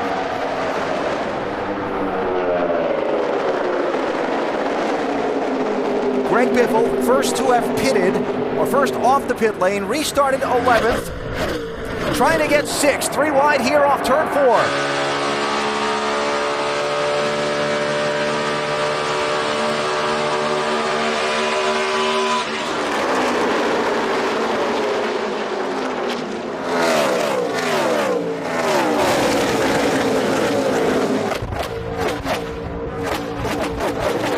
Jeff Burton had it hung out. Wow, 31. there's a lot going on there. See Carl Edwards bum drafting with Martin Truex Jr.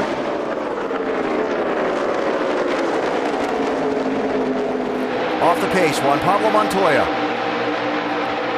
was in 20th place. Look at this hornet's nest.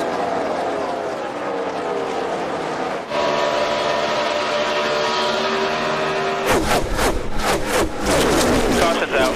Caution's Debris out. from the Montoya car. Left front tire was down on that car. I believe it either knocked something off the car. Yeah, there it is. Still coming off. Yeah, he missed pit road entrance, so this is going to cause even a bigger mess before We're he going gets to put all back. that off and put a new piece on it. Let's get back to it as quick as we can. Well, that means we get to see all that restart stuff happen again. Yeah, how about that? Wow.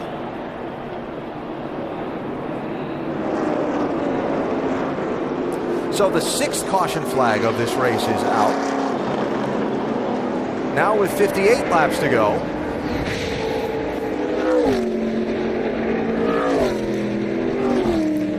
Greg Biffle, after restarting 11th, all the way up to 5th in just those few laps of racing. And saving fuel.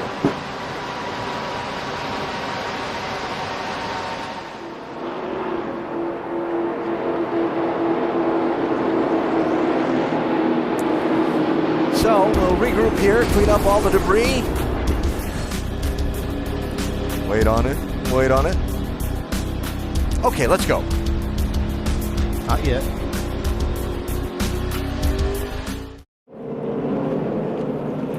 Debris cleanup continues here at Michigan as we take an inside look and get unlimited access to the NASCAR Sprint Cup Series, brought to you by the NASCAR Sprint Cup mobile app and truly unlimited data on the Sprint network.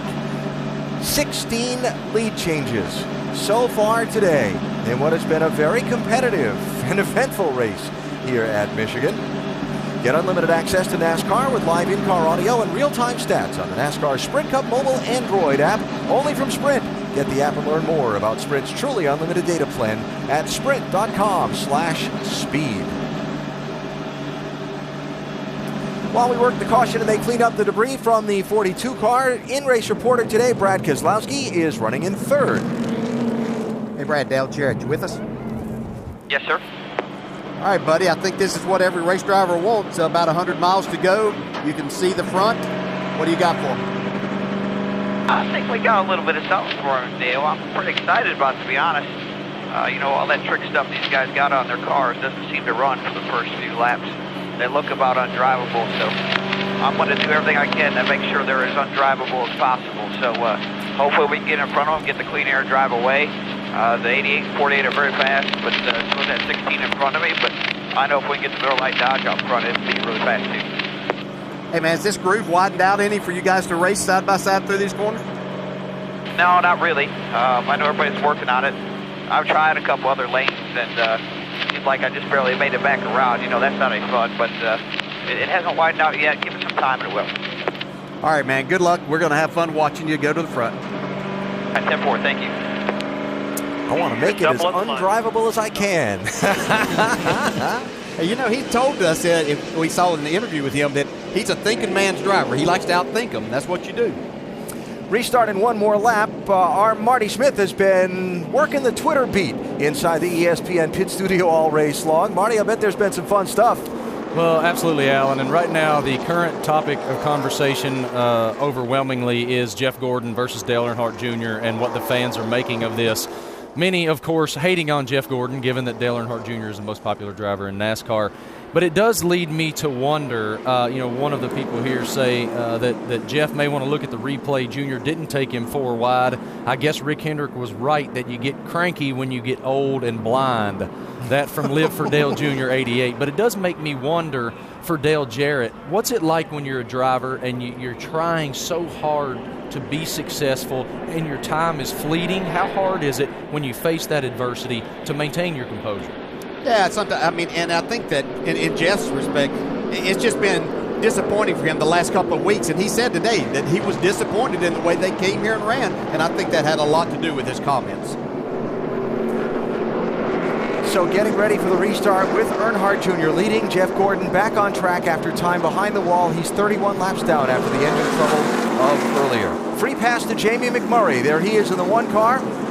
Back on the lead lap in 23rd position. 3 Hendrick Motorsports cars in the top 4. Brad Keselowski for Penske. And then remember Greg Biffle, 11th to 5th after that last restart in just a few laps of racing.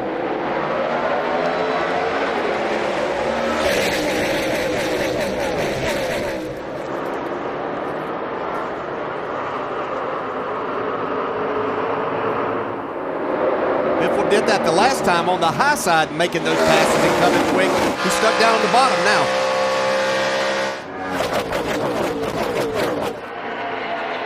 Matt Kenseth is the car off the pace in the outside lane, falling to the back of the pack.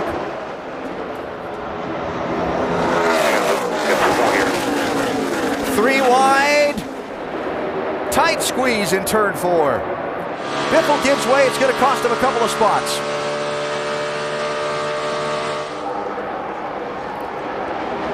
Kenseth was 10th. He's heading for pit road. Understand he may have a flat right rear tire. That's the report up from the pit lane. Confirming, Dave? Confirming. We'll show it to you here in just a second. Well, they're going to change all 4 now, and Matt's cut the car off. He's refired it. Both tires coming off the rear have some air in them. Check and get back to you, Alan.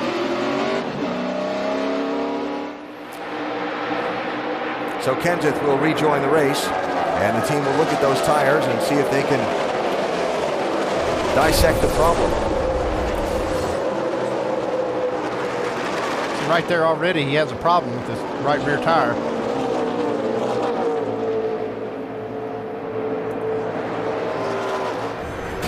It's going to put Matt back to 25th place, a lap down. Dale Jr. leading, Jimmy Johnson second, Brad Keselowski third, Casey Kane all the way back up to 4th after involvement in the incident that took Mark Martin, the dominant driver in the first half of the race, out. He went all the way back to 26th following that spin. He's up to 4th, and there's Clint Boyer in 5th. Ambrose and Edwards racing for 6th, 99 and 9. Both of these cars need a win. So that NASCAR getting 1 win last week. If he get another one, he'd be in the chase. See Greg Biffle there trying to fight his way back. Saw him start 5th on the inside. Fell all the way back to 9th here before he can get that momentum going back forward. Could determine late in this race if we have a restart exactly where you are, what kind of chance you're going to have.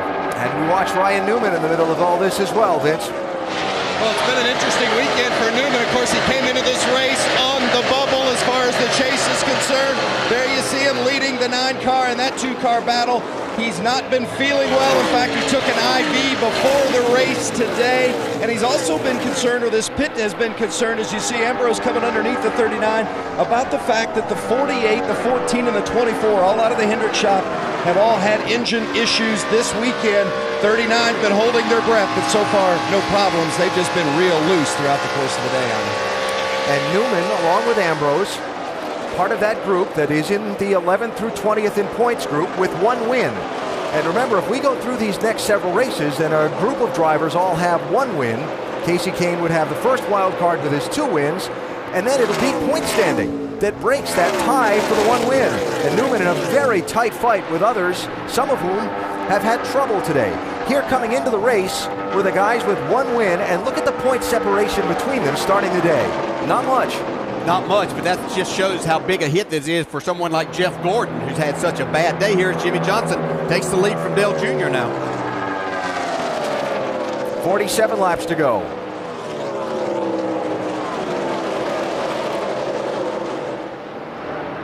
Interesting how after Jimmy qualified so well on Friday, qualified 3rd fastest, they changed the engine on Saturday morning and he went all the way to the back, right? New leader, 48. Thank you, spotter Earl Barban. This is the 13th time Jimmy has had to go to the rear of the field for something by rule like an engine change. He's never finished worse than 10th in any of those races. That's a pretty good stat. That's right remarkable, there. Isn't it? Good chance of keeping that stat alive here. He's got a lot of company up front. What they said about this 48, Dave? Well, DJ, confirming something you guys talked about earlier, Jimmy knew he probably wouldn't be able to jump his teammate at the start, but listen to this. How'd it feel on that restart, Jimmy? It's not bad. I don't go forward like I want to on those restarts. It seems like we're more mid-run and on, but it did what I was asking it to do. Good for it. So I guess about 7 laps is mid-run and on, and he takes the lead. So Jimmy out front and has put a little bit of a gap on Dale Earnhardt Jr. Now 45 laps to go. Giving you that information on times Jimmy has started in the back and how he's always finished in the top 10 in that situation. 2 of those races were wins. Could it be a third today? And by the way, this is one of those places that's few and far between for Jimmy Johnson. Tracks where he's not yet won in the NASCAR Sprint Cup Series. In the hunt for what would be a series-leading 4th win on the season if he can hold on for these final 44 laps. Jimmy Johnson leading at Michigan, now 40 laps to go in this race. Let's check out how our drivers are doing in AT&T's Fastest Driver Challenge. Out of the top 4 qualifiers, Jimmy Johnson leading the pack. Remember to text FAST to 34763 and play AT&T's Fastest Driver Challenge, or you can do so by visiting attfastestdriver.com. You could have a chance to win 4 Gs just by playing.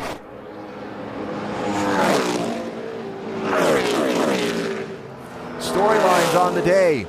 Rallies, strategy, drivers having trouble, and the dominant driver in the race being taken out in a freaky crash. Mark Martin starting on pole and leading 54. He still had the most laps in the race, leading 54 laps, but taken out in a bizarre crash earlier when cars tangled in front of him, knocked him down pit road, and he hit the end of one of the openings on pit wall. Mark, okay. Jeff Gordon, Tony Stewart, they've had problems under the hood.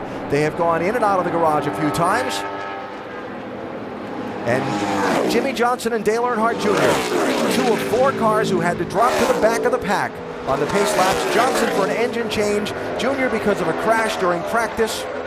They're running 1st and 2nd with another round of pit stops coming up fairly soon. Pretty amazing that these 2 drivers have been able to really work their way to the front, and once they've got there, able to stay there throughout the day. I think we talked that it should happen. I wasn't a bit surprised that they were able to do it. They've got really fast cars. They got a package right now, the Hendrick cars. You see them running 1, 2, and 4. They just got a package that's faster than most cars. They're able to skew their cars out a little bit. You see how the right rear of the car moves to the right. They have a limit. NASCAR has a limit on how much you can do that statically, but this team, the Hendrick team, has learned how to do that dynamically on the racetrack, make their car do more of that, and it's worth speed. All the way up here at the line. 37 to go. What should be the cone right there. Coming in. You take care of your tires here. What should be Dale Jr.'s final pit stop? He gives up 2nd spot. And here he is. They're going to have to go 37 laps to the finish. Junior says it feels like it's a little too edgy. Steve Letarte said, I'm going to give you a little security with this 2-tire stop. Give him enough fuel, packing it to get him to the end. Junior is out. Trend we've seen develop over the course of this season in the NASCAR Sprint Cup Series. Used to be if you had to take a full load of fuel, you automatically went for 4 tires. But work teams have been able to do with the refueling procedure has sped that up. And they've taken a full tank of fuel take less than a 4-tire change does. Here's Casey Kane. Kane's final stop, 4 tires. Clint Boyer goes around him as well. This will be his final as well. 4-tire stop, fuel for all of them. And just slight changes to each running pretty well. No complaints from the drivers, actually, so there may be no changes to both of those cars. Clint Boyer away. Jeff Burton also in for his final stop. I'm bringing this lap. So we expect to see Jimmy Johnson next time by. Ambrose and Biffle in. 35 to go.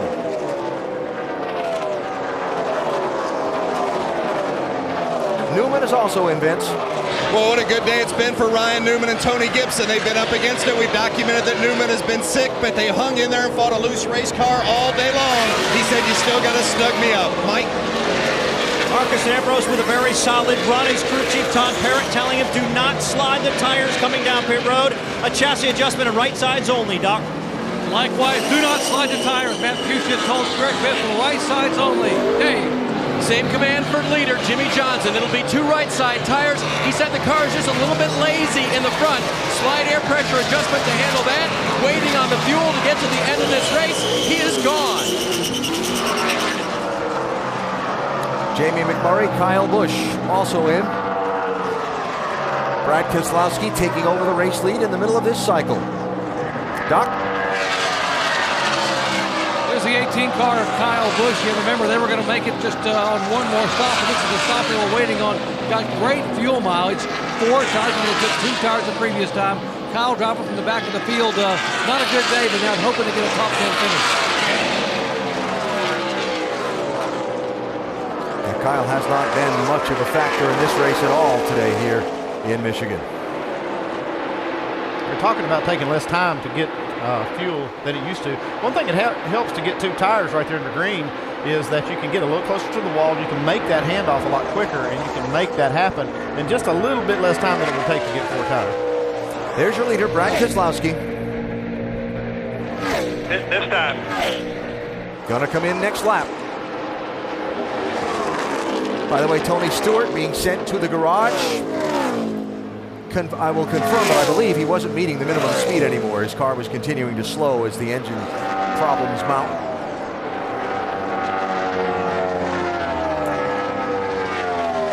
Kevin Harvick in for his final pit stop as we wait for Keselowski to be in. Dave? The car's been tight most of the day. Before the round started, Alan, his car was in the 16th position, so it's been a little bit of a struggle. This will be the final time you'll see the 29 car on pit road.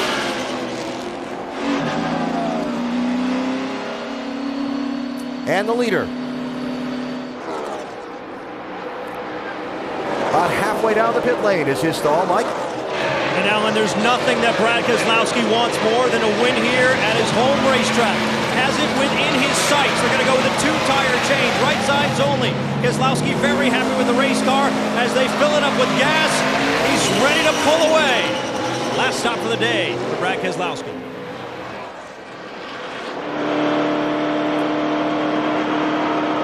You saw the 2-gas man strategy there by changing just the 2 tires. Here's Carl Edwards, who took over the lead as Stewart's car is pushed to the garage. Edwards followed down the pit lane by Martin Truex Jr. Here is Carl, Vince. Remember, they're on the outside looking in as far as the spot in the chase is concerned. They need a win, but they're not going to get it today, or at least it doesn't look like it. It's going to be a 2-tire change. They're going to go up 1 round on the track bar to try to get him to roll a little freer. Doc?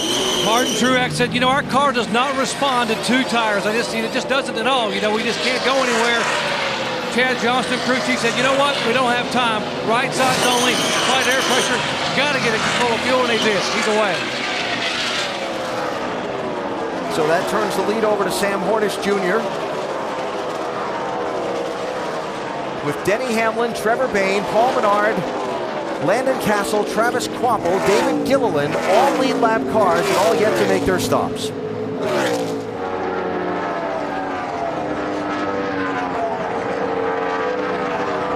Fine run today for Hornish. Again, started at the back because Parker Kligerman qualified his car while he was in Montreal at the Nationwide Series race.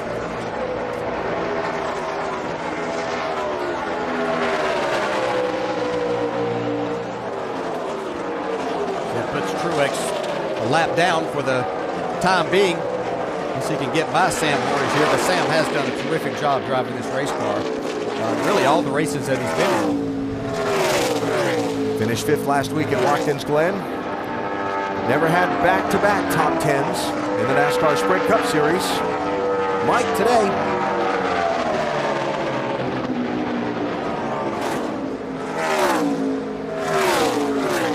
And this will not be his lap to pit yet again.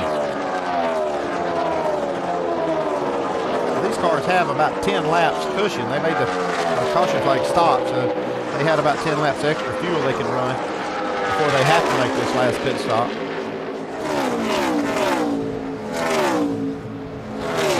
He's not that much slower than the car. He's getting ready, but now not really that much slower than a car on brand new tires here. Yeah, that's the thing. That's why the strategy works, because the tires are not worth a lot. Just keep their speed.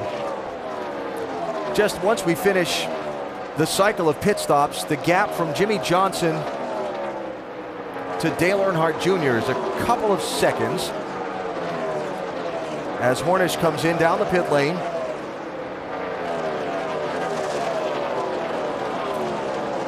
And Denny Hamlin becomes the race leader.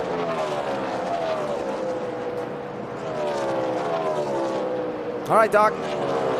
Going to be 2 right side tires, fuel. Got to be a clean stop. What about Sam Hornish from 0 to hero? Didn't have a cup ride back in July. Jumped in the car. What a great job. Top 5 last week. Tried for a top 5 or better today.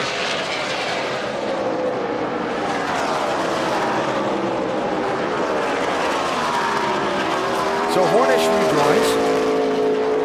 And now 2 more of the cars that have yet to pit make their way down the pit road. Denny Hamlin gives up the lead. Trevor Bayne follows him in. Paul Menard becomes the leader. 24 to go with make it 25 to go with these stops. Mike? Denny Hamlin saying he's just a bit tight on exit. They've made a series of wedge adjustments throughout the course of the day. Nothing here as far as the chassis, just right side. Trying to get all the fuel in they can, and now Denny is away. Had to make sure he didn't nose across the front line of that box with that fuel can still attached. Would have been a penalty.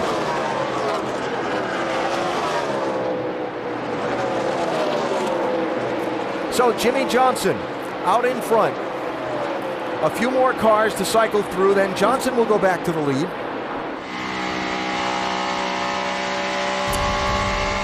Or will he? Might be Brad Keselowski. Yeah, Keselowski's team did a great job on that exchange of pit stops. They just stop a little later than Johnson. He's actually in front of Jimmy. He can make it the rest of the way, so puts that 2 car in the catbird seat for now. Turn of events on that cycle of pit stops. Yeah, Brad did a great job getting on the pit road. 23 to go. How's it going to turn out? And another change in the storyline of the Pure Michigan 400. Trevor Bayne, who had such a guys, we'll see what we do. Had such a tremendous run going all day long, has hit the wall in the 21 car in turn 1 pretty solidly. Yeah, you have to wonder if this is a result of maybe as he came on the pit road a while ago, he might have slid the tires just a little bit and that got that left front and then it blew out. It's unfortunate. Wood Brothers had a great car for Trevor here today. See, the explosion of the tires what blew the fender off. And you can see he got it against the wall on the right side a little bit. See just how destructive that tire is when it comes apart. And so 4 cars had not yet made their stop under the caution flag, under the green flag rather, before the yellow waved. Paul Menard, Landon Castle, and Travis Kvapil had not yet stopped. Then you'll cycle back around to Brad Keselowski and Jimmy Johnson, who pits here besides the guys that didn't stop yet. Very few. It's like Harvick, I think it's Kevin Harvick, maybe Jeff Burton, Eric Almirola. Take a wave around. I think Almirola might have gotten the lucky dog. He did get the free pass there, yes. Yeah, Sam Hornish comes on the pit road. Yep. Hearing it's a vibration for the 22 car, Doc.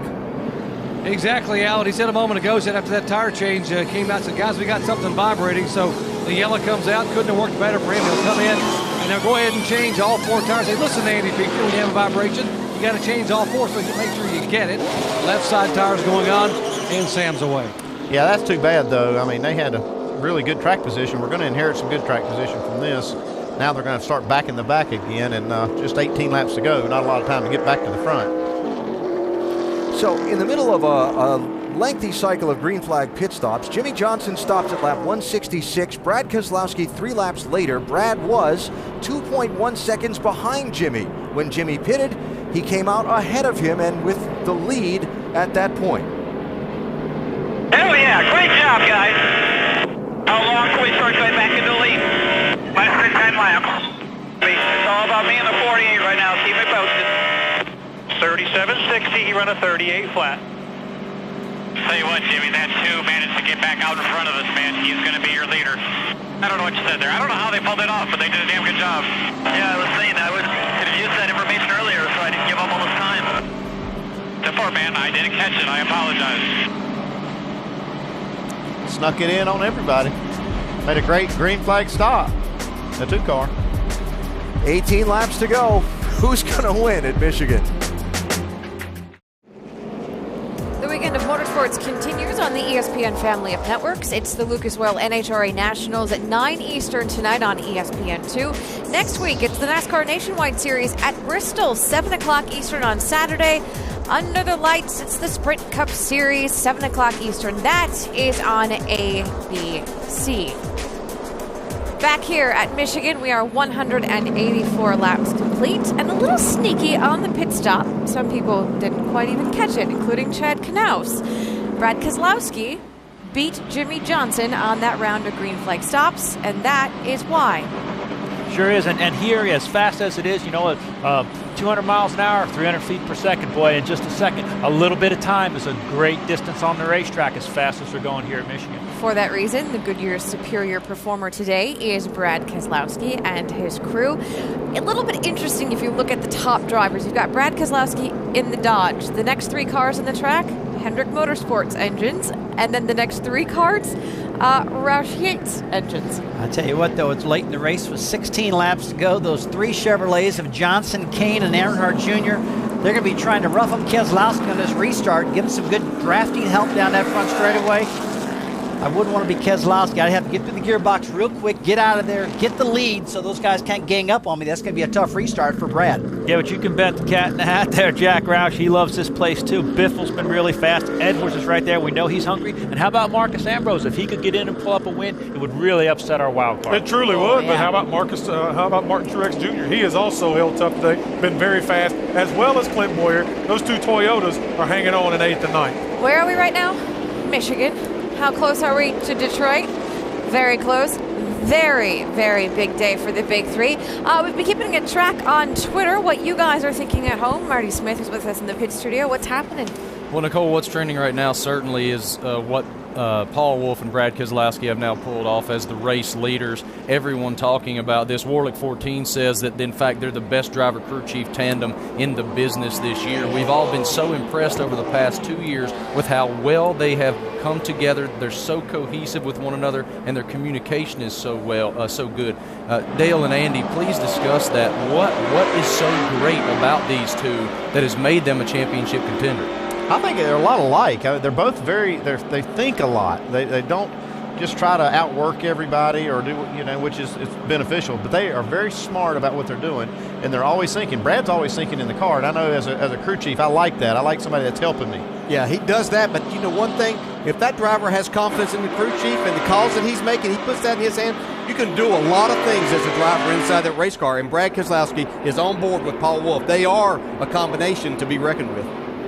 So doubled up for the restart. 14 laps to go. The fuel mileage, that's not a factor in deciding this one. Remember, the restarts in this race have been fairly wild, and it's still fast, and it's still slippery, and it's still not a 5-wide Michigan like it used to be with this new pavement. They're going to be fighting for a lot of ground here as we go racing and sort this out. Green flag, green flag.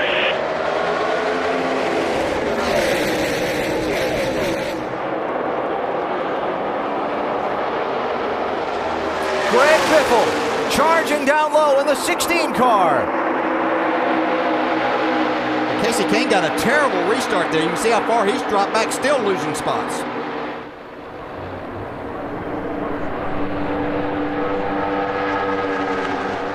Five car back there racing for 7th now.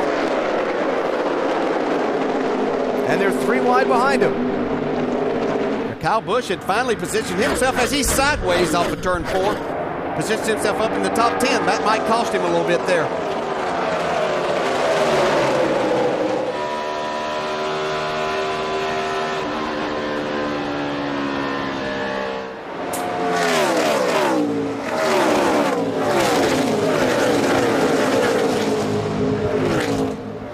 Keselowski, Johnson. Greg Biffle, top 3, putting a little gap on 4th place. Carl Edwards sliding ahead of Dale Earnhardt Jr. there with Ambrose and Kane.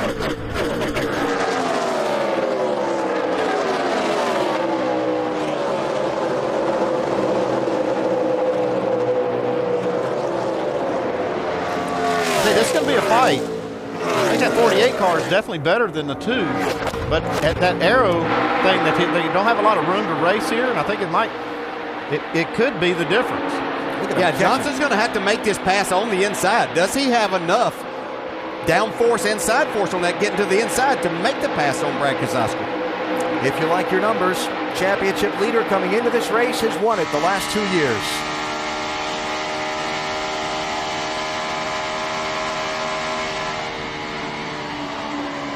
A 194.9 mile-an-hour lap last time for Brad Keselowski.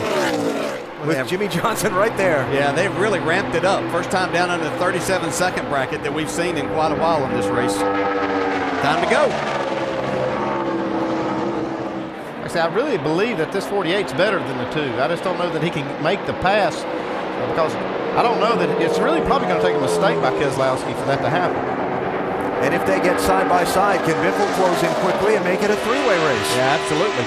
And is Johnson going to have to get right to the bumper to really loosen Keselowski up to make that mistake? Just sneaks the left headlight out to 1 and 2 here. Oh, there's the move. He's not going to give it up easily, though. I don't think he can do anything about it now. Your leader, 48. All right, baby, let's air that thing out. Don't look back.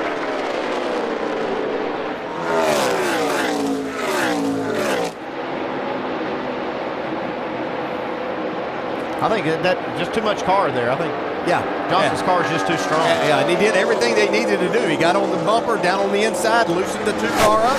Nothing that Brad Keselowski can do in that situation. Now he's got to deal with Biffle. For second place. And hanging on again is the 2.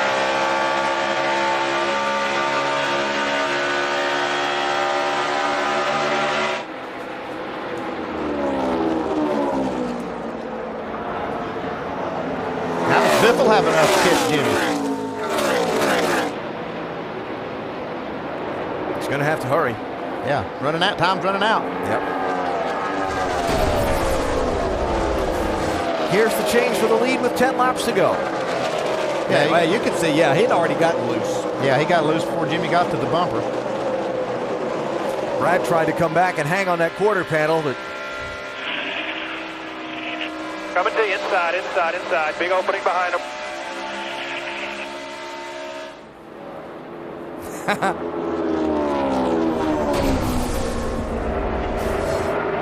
Never gets old.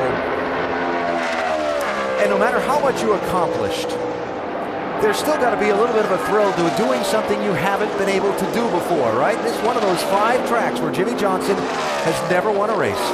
Yeah, it's really amazed me when I look at that stat thinking that. And, of course, there have been other opportunities they've had leading races trying to stretch their mileage, and it didn't just work out for them. So it's not like they haven't put themselves in position.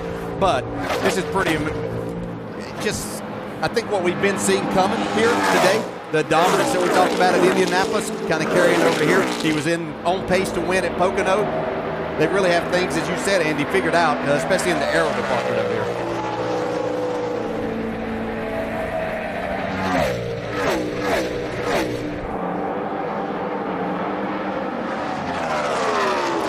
Six to go. Biffle closing in on that 48 car. Yeah, that was about a half a second difference last lap. Smoke from the 48 car. Are you kidding me? Just make sure we finish it, bud. Other Hendrick Motorsports cars with engine troubles earlier today. Inside of 6 laps to go, Johnson loses the lead, Dave. A lap ago, he said motor laying down, and they radioed back as if they weren't sure if he was kidding or not. He's not. And there it goes. Might bring a caution out. Stay on the bottom. That's it, it's dead. You can see the water coming out of the exhaust pipe. From leading the race with 6 laps to go to headed for the garage with 5 laps to go for Jimmy Johnson. Wow. Another example of why they haven't won here. Just unfortunate luck, but something going on with that engine department there today. There's 3 of them now. Well, we talked about how hard this track is on engines. It's really been hard on the Hendrick engines today. Yeah, they had ramped up the speeds. We noted that here on this after this last green flag, that they'd really ramped up and run some of the fastest laps of the day. That's amazing. Days like this, you go back and wish you'd run 5 or 10 laps less of practice. Well, remember, they changed an engine before the practice, too. That engine didn't even have the Friday practice and qualifying on it.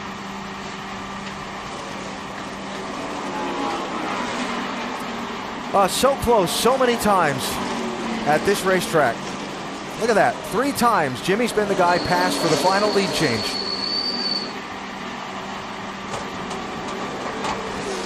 Including one where he ran out of fuel with the finish in sight.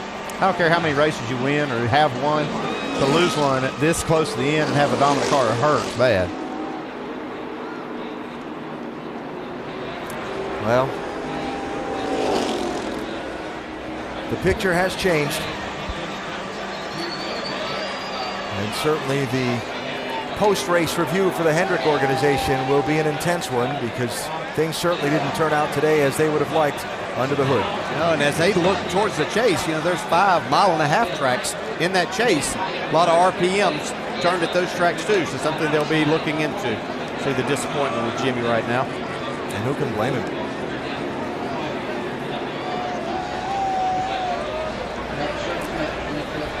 So, the caution flag, the cleanup, setting up a green-white checker finish here at Michigan.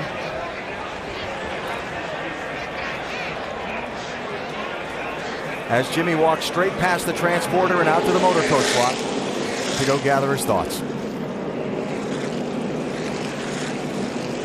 Some pit stops. Kenseth, Harvick, Burton, Bain, and Gilliland in under the caution before what will be a green-white checker finish. All the players stayed out. Looks like Keselowski's going to start on the inside. We'll have, looks like Carl Edwards right behind him. Dale Earnhardt Jr. will get to start up on the outside lane behind Biffle, the leader. Yeah, he gave Keselowski a great push on that last one. Will he give Biffle that same type of push here?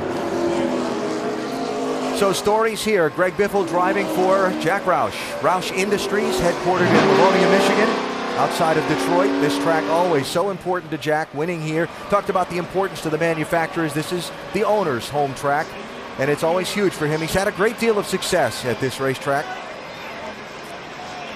And for Brad Keselowski, home, Rochester Hills, Michigan.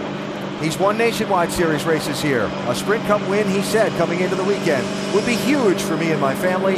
Plus, of course, Dodge. And what a win here would mean for them as they prepare, at least for now, to exit the NASCAR Sprint Cup Series at the end of the year. Yeah, but look in 3rd place. You got Carl Edwards. He doesn't have a win so far. He really needs one. If anybody in that top 5 needs a win, right now it's Carl Edwards. And he's pretty much said he was willing to do anything to go to victory lane here. But here we go. One other angle on that whole Brad Keselowski Dodge story is the captain, the team owner Roger Penske. This is his hometown as well. Roger living in the Detroit area. Certainly very involved in the civic affairs of the community and headed up the Super Bowl host committee. And his corporation based here as well. Some thoughts from pit road before the restart. Doc? We talked about how important this racetrack is to Jack Roush, the home track, man. You guys got enough to be able to hang on and keep that Dodge off? I think so. We've had a good car all day. I kind of got behind there a little bit on pit strategy there. We kind of got off sequence there. The 48 and the 88 guys a little bit behind, but I think we're pretty good. All we got to do is get a good clean restart here and get clear of the 2 and set sail from there. See where you at. Okay, Greg Biffle is pumped. Mike. Paul Wolf now at the helm. You guys are in position once again. It seems like you got a second chance at getting this victory. What are you telling your driver? Well, he knows what to do. He's going to do the best job he can. Everybody on the Miller Lite teams did a great job today executing.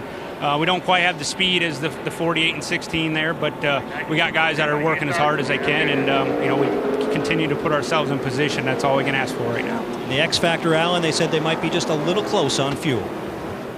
And we saw the guys shutting them off to save some fuel here. So this is the first of potentially 3 attempts at a green-white checker finish. They throw the green flag. If the race is under caution at its scheduled conclusion in order to try and give the fans a green flag finish, NASCAR extends the race, will wave the green flag. They'll race a lap. If they're still under the green when they take the white flag, the next flag ends the race, be it either the caution or the checkered flag. Greg Biffle with Brad Keselowski to his inside. Row number 2, Carl Edwards and Dale Earnhardt Jr. Green flag.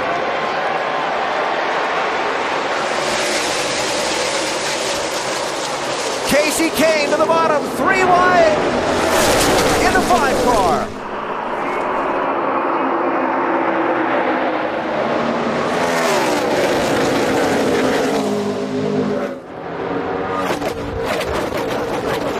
All of that happening just like Greg Biffle would have planned it out. He got a great jump, and the others were racing hard. Keselowski coming at him, though.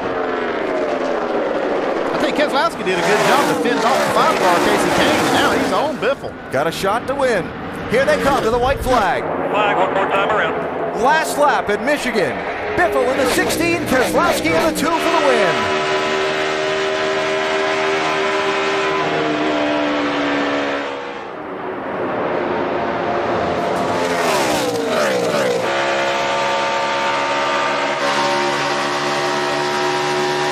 Half a lap to go.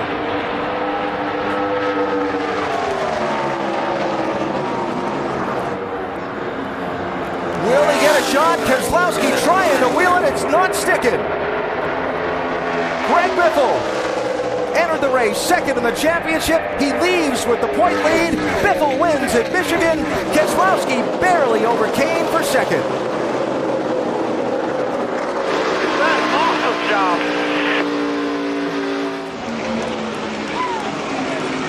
Was even cooler the first. Hit a forward, thanks forward, that was awesome.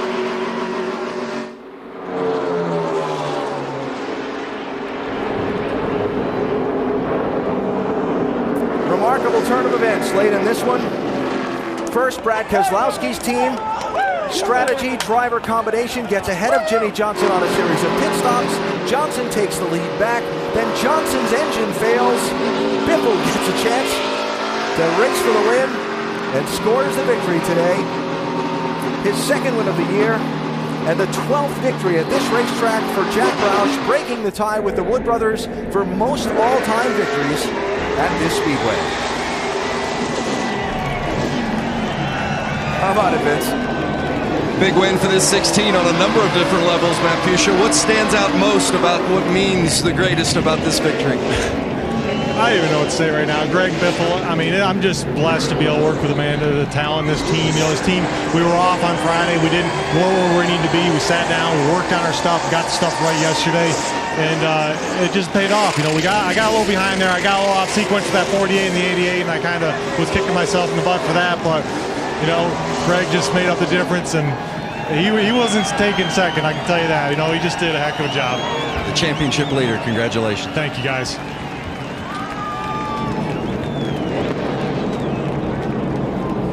Well, for Greg Biffle, this is not new for him. He's won here at Michigan 3 times, but he's forgotten how to get to victory lane because you normally enter there from pit road. He's there nonetheless. Yes, he is. Sure, we'll improvise.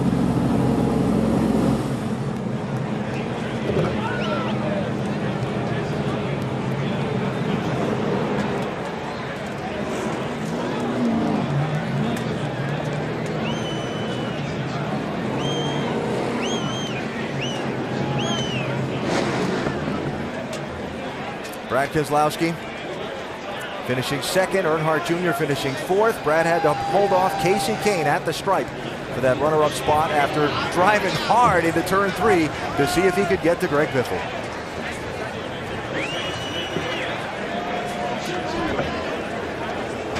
Bonus points for the chase reseeding for the Biff. Yeah, like that, and a lot of confidence for this race team as they get ready. Greg Biffle's been telling us they had the speed to make a difference whenever they get to the chase. They just wanted to get some more bonus points, a little momentum heading into the chase. They got it.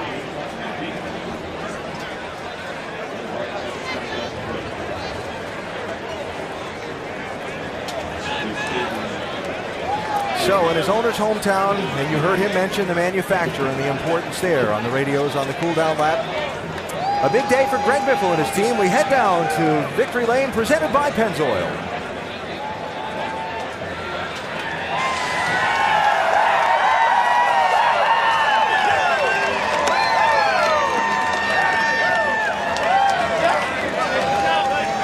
Greg Biffle, third win at Michigan, second win of the year. Matt Puccia getting doused by the crew. We'll get over here, and Greg and Matt trying to catch their breath. Hey, Greg, how important is today to you, to Jack Roush, and to Ford here in Michigan? Well, it's pretty important. You know, we've been working really hard to get back into Victory Lane and catch up to those Hendrick cars. And I'll tell you what, I was catching the 48 a tiny bit. I don't know if I could have caught him or not, but well, it's too bad his engine went away. We wanted to race him clean for the win, but I tell you, everybody's just been working so hard, standing behind this 3M Ford, Coke, and all the fans and Sprint. This series is a lot of fun, and we're going to make a run at the title. I know they don't talk about us a lot, but they will when we get to Vegas. Not only the race win, but now the points lead by 20 points. What about this team? What's that mean for you guys headed to the chase? Yeah, it feels really good. You know, it doesn't mean a lot to lead the points right now. It does for us personally as a team, but as far as the championship goes, it isn't. We were going to be the point leader leaving Watkins Glen. I slid in that oil and gave it 2 spots. I felt really bad for the guys. I gave it up, but I got it back here. Everybody wants to know, you talked about the 48. I heard you on the radio when you went by the 2 car. You said, he's next, I'm going to get him. Do you think if he hadn't had a problem, you could have caught him? Do you have enough to get there? Well, I was driving in too low down there, and then I drove it in the top at 3 and 4, and I got a huge run. I could beat him down here, but I couldn't beat him in 3 and 4, and I started getting a huge run off, and I pulled in about 5 car lengths on him, and then his motor went out. So with 8 laps to go, I could have got to his bumper, I think. I don't know if I could have got by him, but I would have used the bumper if I had to, if I got to him. Hey, congratulations, Mr. Points Leader. Great day. Thanks. Greg Biffle gets up his 3rd win at Michigan, his 2nd win of the year in NASCAR Sprint Cup competition. Alan? And while the Biff celebrates in Victory Lane, there's the bitter disappointment. Just as a week ago, when someone who looked to have a win in hand saw it slip away. Jimmy Johnson leaving the racetrack. Here's a little different view of the burnouts.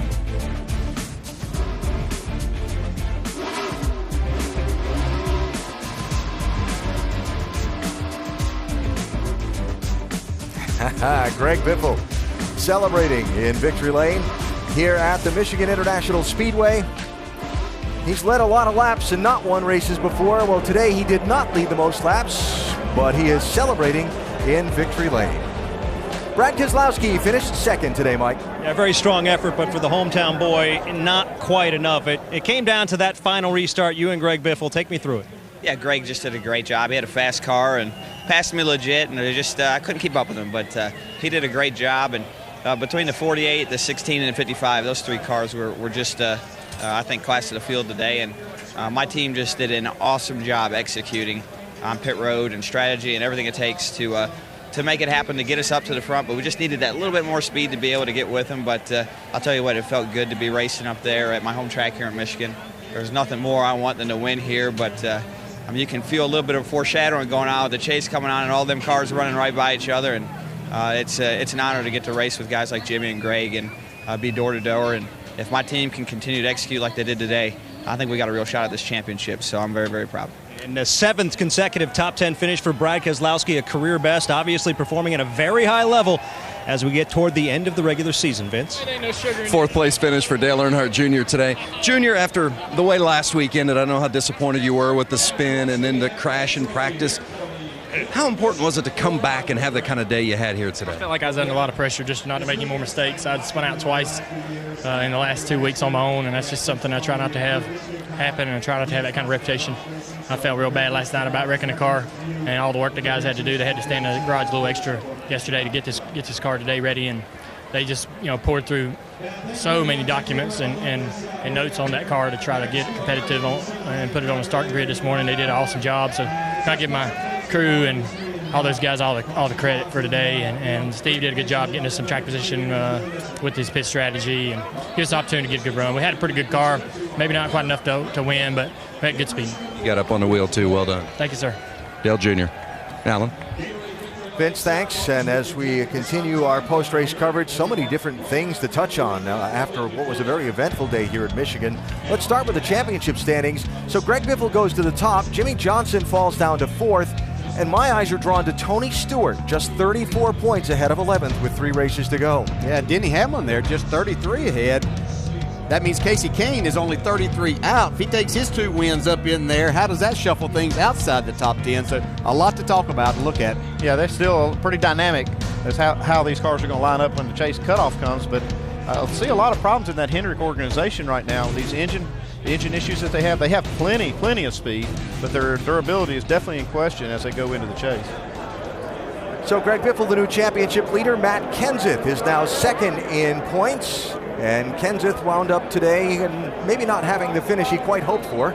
Let's hear from him. Dave? Yeah, but a pretty amazing turnaround when you think about it. A flat right rear tire, a car that was unruly to say the least. Matt, how'd you come home 17th and gain a spot in the points? Well, we gained a spot in the points because the guy ahead of me blew up. And we came home 17th because we just had everything go wrong. So it was really an uphill battle for our 5th, Ford Fusion. But really happy for Greg and them guys that won. I think as an organization, we really needed a win. And all our cars seem to be pretty fast today. So for us, the biggest challenge is we were really good in the beginning. As soon as the sun came out, we were just kind of junk. And the farther we got back and more problems we had, the tougher it was for us. All right, still in championship hunt. Very good today at the end, but a tough way to get there for Matt. Dr. Punch? And Casey Kane, when the day began, everyone's talking about watch the 5 car, watch the 5 car. Well, on a restart, here you came. It looked like you had a shot. Yeah, we had a good last restart. Our Farmers Insurance Chevrolet took off well, and our engine ran great. We had a really fast car all day long, but weren't able to get to the leaders. They had kind of got up there, and but the restarts were big today. That was crucial points, was either getting past or trying to pass on restarts. Casey Kane finishing 3rd. By the way, the 4th top 3 finish for Kane in the last 7 races. How about that for momentum, Nicole? How about that, considering he was wrecking on lap 64? Tonight on baseball's biggest stage, Adrian Gonzalez and the Red Sox are in the Bronx to take on division rival the Yankees, led by Derek Jeter. That is at 8 on ESPN, and then tomorrow at 10 on ESPN2. It's another division rivalry to determine first place in the NL West when Buster Posey and the Giants face Clayton Kershaw and the Dodgers. Sports Center will be seen in San Francisco and LA markets. Sunday Night Baseball presented by Taco Bell, and Monday Night Baseball presented by USAA. One of my favorites. Last week's winner, Marcus Ambrose. A solid performance today, Mike. Yeah, the momentum continues. Another top 5 for Marcos Ambrose. A hard-fought battle this afternoon. How would you assess it? It's a really strong day for the Stanley Ford Rich Petty Motorsports team. You know, we came off a win. Sometimes you struggle to keep that mojo going, but we had a fast car all day. Got track position there late, really made the most of it. I just got to wind that race back because I was holding back Biffle there with about 25, 30 laps to go, and he won. So I got to look about where I lost that race, but really proud of my team, proud of my guys, and carry that momentum through. We've got to win races, though. It's great to run top 5, but winning's what it's all about for us. Marcos Ambrose said at the beginning of the weekend that he was in full attack mode. He proved it again today, Vince. With Carl Edwards, who finishes 6th this afternoon. And Carl, we talked before the race about the urgency that you feel as time is winding down to win a race and get in the chase. Car was pretty good today. What was the difference? The car was really good, and we had a gift with that last restart. We just weren't able to capitalize like Greg was. He did a great job. I'm proud that there's a Ford in victory line. I wish it was the 99 Geek Squad Ford. We had Best Buy Geek Squad, a whole bunch of folks here this weekend, and our whole Fastenal team. We've got to go get it done the next 3 weeks, and this week shows us, at least like you said before we got on it, we've got the speed. We just got to go get it done, and we got to take advantage whenever we can. It was really close today, but trust me, we don't give up. We got 3 races. We can do this. Good luck at Bristol. Thank you, man. Nicole? 3 races until the chase, and you can join us at the racetrack next weekend. We are at Bristol, followed by Atlanta, and then Richmond, and then the final 10 of the season. Tickets available on NASCAR.com/tickets. Hendrick Motorsports lost 4 engines this weekend, 2 with Jimmy Johnson, 1 with Jeff Gordon, and then another one with Stewart Haas Racing and Tony Stewart. Probably not something they need to worry about next weekend, but Atlanta, possibly. Yeah, that's what's got me concerned, Nicole. Next week, Bristol, I mean, it's all about, getting RPMs down low and getting them up high, typical short track racing. But when they get to Atlanta, where they got high sustained RPMs, like here at Michigan, guys, that's what's really got me concerned. They got a couple weeks to get it fixed, find out what's going on with these engines, because they cannot have any of these problems going to a track like Atlanta. Well, and we heard it was valve springs. And if it is valve springs, what happens is valve springs come in batches. The teams do not build valve springs. Yeah, they don't make them. They have to buy them. It's different batches of wire. So I'm sure they're going to be all over it, but I think they're going to find that they got a bad batch of valve springs. Yeah, that wire, they buy that in bulk. Sometimes it has a little titanium in it, and that's what causes these valve springs to go bad. But for me, the focus was obviously on Brad Keselowski and Greg Biffle. Sam Hornish did an outstanding job today, considering he was in Montreal yesterday racing the Nationwide car. He was excellent today. He finished 12th. He should have finished in the top 5. He did a wonderful job. We're going to give Sam Hornish some love because he deserves it today. Let's head back down to victory lane with another happy camper after this one today. He happens to be the winning owner. Doc? And he's dodging the champagne spray right now, Nicole. An hour away in Livonia, Michigan, the headquarters for Roush Industries, and hundreds of employees here today. What does this mean to you, Jack? Yeah, we had a really good turnout today. It's important to win at Ford's backyard, General Motors, and so it's always important to the manufacturers to do well here. We hadn't run as well as we needed to. Our engines were durable today, which is probably their strongest thing, and the driver cars were well driven. The cars had good speed, but other teams had trouble that might have been able to beat us. I haven't seen you smile that much. You came walking across pit road with some Ford executives around you. This has to give you pretty good pleasure. Yeah, it does give me a good play. There's an expectation that we really put on our best face here, and today it worked out for us. All right, Jack Ross, we'll let you go celebrate with your team. And 22 wins in major NASCAR competition for Roush here, now 12 in Sprint Cup. Nicole? Thank you, Doc. We were talking earlier about a couple of Roush Fenway drivers, including Greg Biffle, and their battle to prove that they're relevant, to prove that they belong at top, and their goal is to win the points in the regular season. And look who's there right now, Greg Biffle. Biffle's just doing a fantastic job. And let's face it, though, the 48 car, Jimmy Johnson had these guys beat today. But hey, this is racing, and things like this happen, and Biffle was there to take advantage of it. They probably were the second fastest car, Greg Biffle, I would say. But he got it done. Now he's our points leader. And the cat in the hat's all happy. Yep. The Ford guys are happy. That's right. And they won the manufacturers' battle right here in Detroit City. Unfortunately, we heard Greg say we haven't been giving him any love. He was a part of our show earlier today, and it got deleted because we had so much going on. But we were going to talk about... Who talked too much? Yeah, well, you guys talk too much. we were going to talk about Greg Biffle because Greg, he has led a lot of laps this racetrack. He hadn't been to victory lane before today. We recognized that. We thought he could be a threat, but we just didn't know he was going to go out and take care of business like he did. Yeah, he hadn't been to victory lane in the last 4 when after you're under leading. the radar, no pressure. We keep the pressure off him. Stay under the right, radar, Greg. Stay under the radar. From Stay under the radar. Final thoughts as we head into Bristol. We've got a couple of drivers obviously looking for wins. We've got 3 races to go just before the wild card. You pointed out Carl Edwards and saying Atlanta may be his best shot, but he's awfully good at Bristol as well. Yeah, he's pretty good at Bristol, but I just don't look for him to win at Bristol. I don't. I'm actually looking at Kyle Busch, or I'm looking at the Brad Keselowski to win Bristol. Those guys are very strong there. But when you get to Atlanta, Georgia, the following week, Carl Edwards is the guy that I'm looking to win that race. He needs to win that thing. He's won it before. He's fantastic there. That could get him in the chase. And I think that's, if you talk to Carl, he's probably got that one eyeballed also. Kyle's won 5 times at Bristol. I think he's going to be the guy to beat when we go there next week. I think he could be right at Atlanta, but he's going to have to beat Jimmy Johnson, I do think, when it comes down to it, Atlanta, because they're going to bounce back over at that the Hendrick arsenal. I know they're working on it right now. They'll have something special going forward these next few weeks. Oh, yeah, I can tell you the phone lines will be burning up fixing that. But I'm going to tell you, you got to throw a shout-out again to Brad Keselowski and Paul Wolf. Yeah. Second again this week, great pitch strategy. I think he's going to be a factor next week.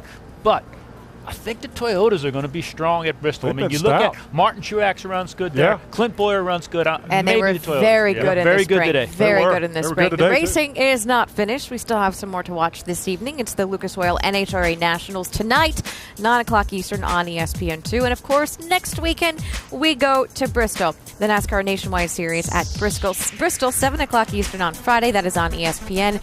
And the Sprint Cup Series under the lights, 7 o'clock Eastern on Saturday on ABC. Final thoughts as we wrap things up from Michigan. Well, this one's done. Let's go to Bristol. Everybody get your Hans devices. Get ready. There's only one groove around that racetrack. We are going to get it on in Bristol. How many times are you going to yell Junior next week? Finished 4th today. He did Might a be good up front job. next week. I got to tell you guys, I'm in total disbelief that Jimmy Johnson blew up with 5 laps to go, and Hendrick had that many problems with engines. Very, very uncharacteristic. Hadn't Ray Evernham been working over there on them engines? 6 drivers have won multiple races this year. Greg Biffle added his name to that list today. Congratulations once again. Biffle in victory lane in Michigan.